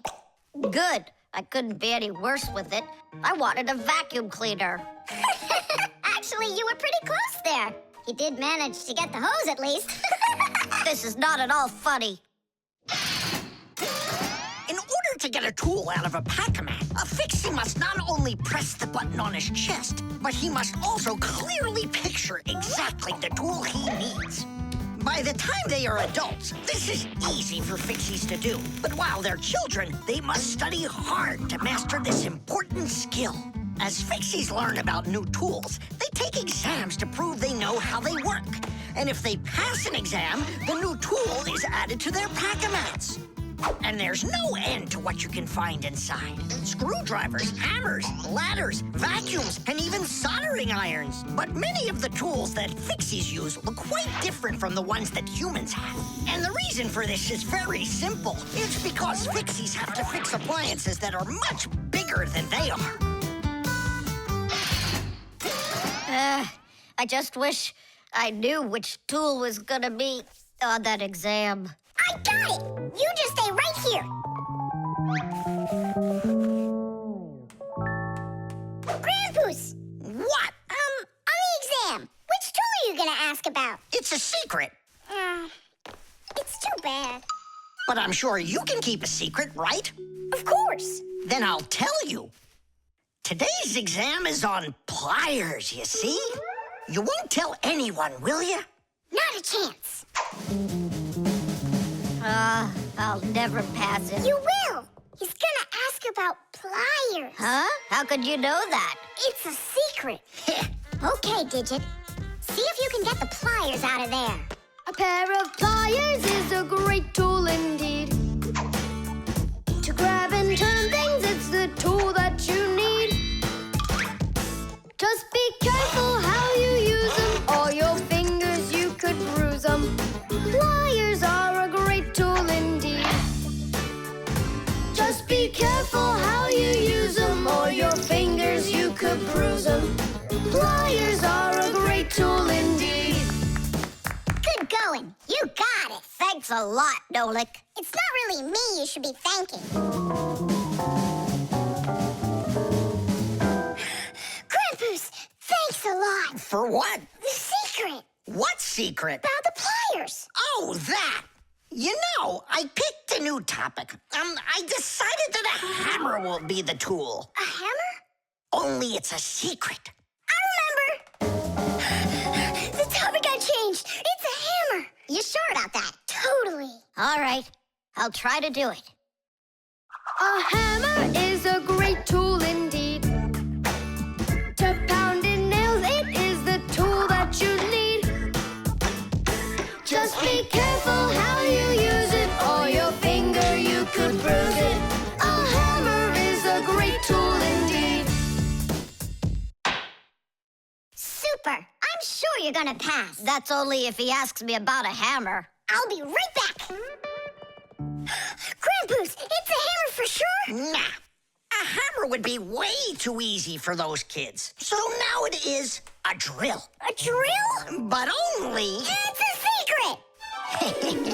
Now I know. There's no doubt about it at all. It's a drill! A drill is such a great tool indeed. To drill a hole, it is the tool that you need. Just be careful how you use it, or your finger you could lose it. A drill is such a great tool indeed. And if it's not a drill, right.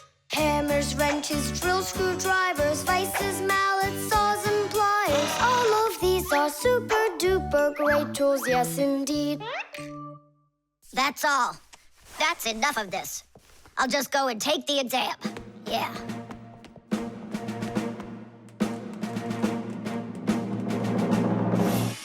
Did you? Come on in. Professor, well, what do you want to ask me on today's exam? Nothing. You already passed. What? You mean you're not going to ask me anything at all? No need. You're excellent at getting tools out of a pack-a-mat. But how could you know that? That's a secret. And we Fixies sure know how to keep secrets. The vent. Tom Thomas! Tom Thomas! Okay.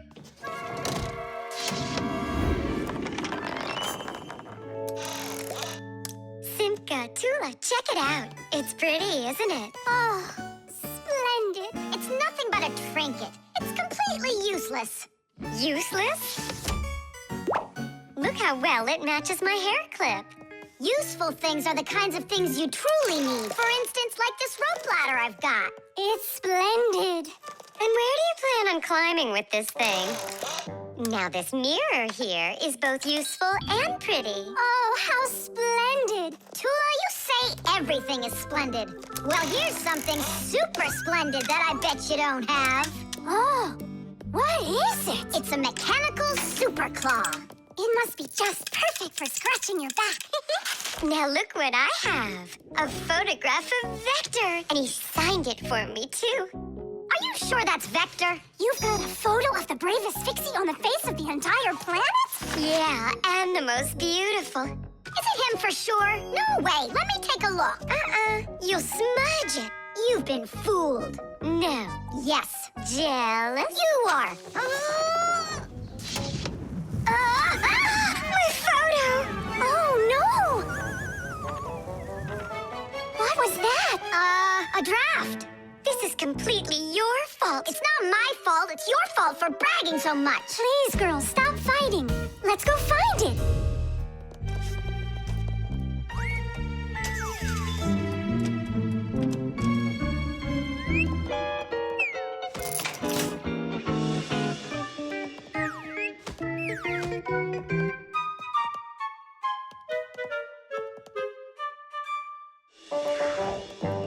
It's just horrible to lose a picture signed by the most famous Fixie ever. It will be horrible when that picture of a Fixie is found by humans. So where could it be?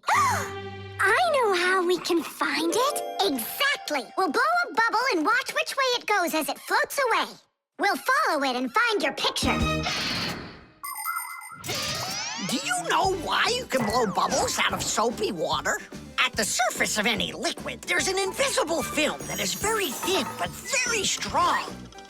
If you want to see it for yourself, fill up a glass with water all the way to the very top. Now you need to take a coin and carefully drop it into the water sideways. Then drop in another coin, and another, and another. You'll see that the water doesn't pour out, but rises up and forms a hump. That's because the water at the top sticks together. Why? Because of a force called surface tension. Thanks to surface tension, water can form drops. It also helps us blow soap bubbles, because when we add soap into the water, the film gets even stronger, but still not strong enough to stop the bubbles from bursting. Okay, it's ready. Now we need to blow. Do it together. And... I don't think this way's gonna work.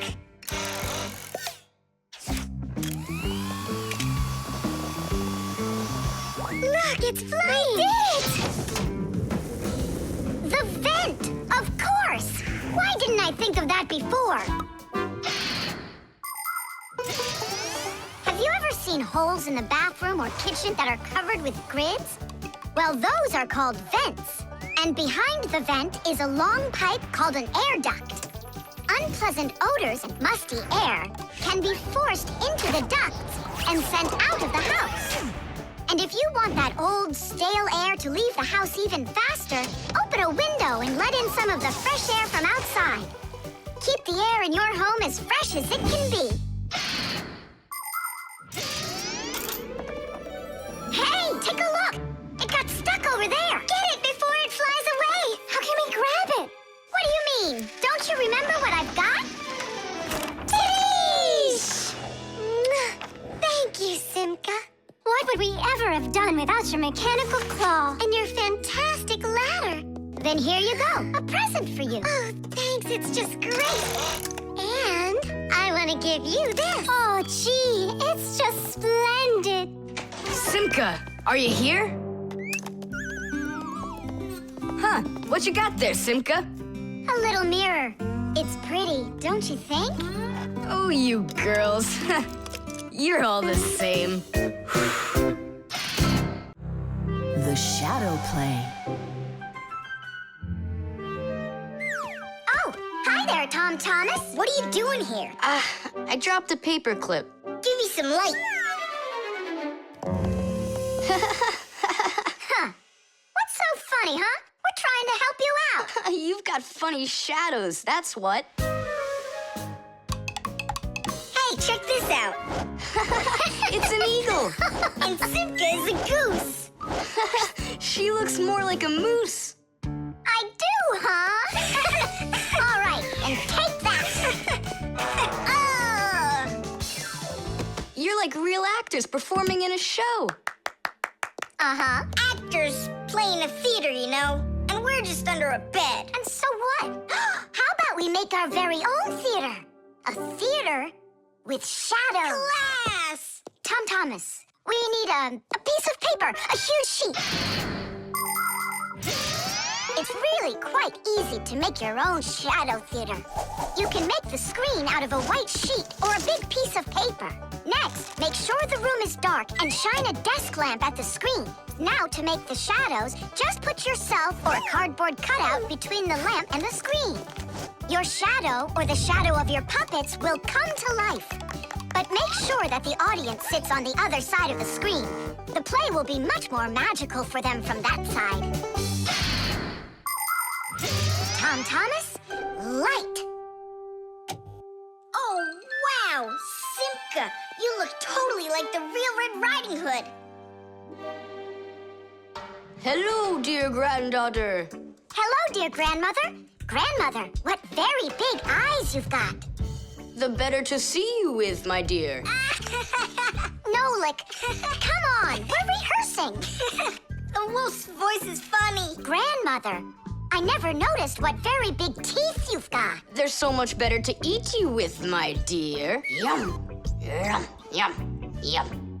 Let them out, wolf, or I'll get them out, myself. Ha ha! You'll stop me with that little stick? Hey, that's not in the fairy tale. But in the fairy tale, it's a normal hunter. And what do you think I am? Look for yourself.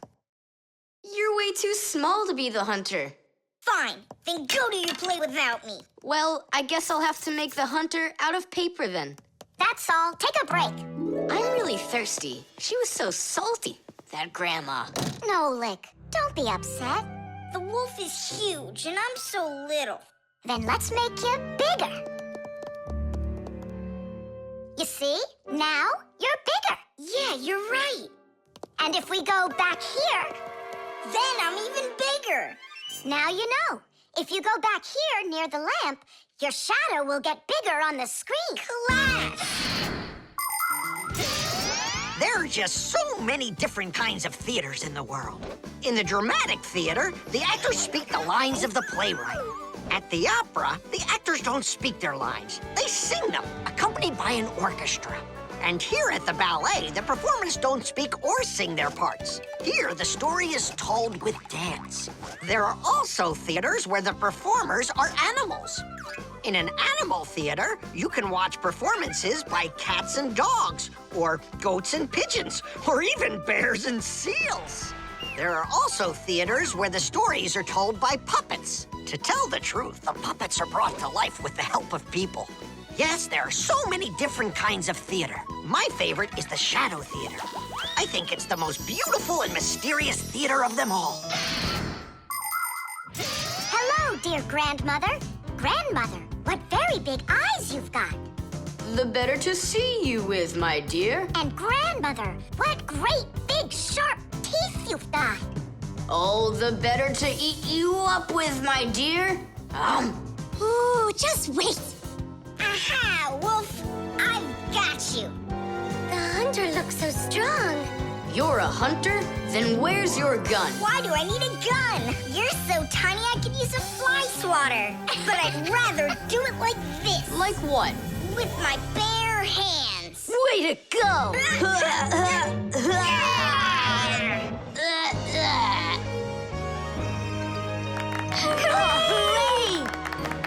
Splendid! Who was your favorite? Mine was the grandmother.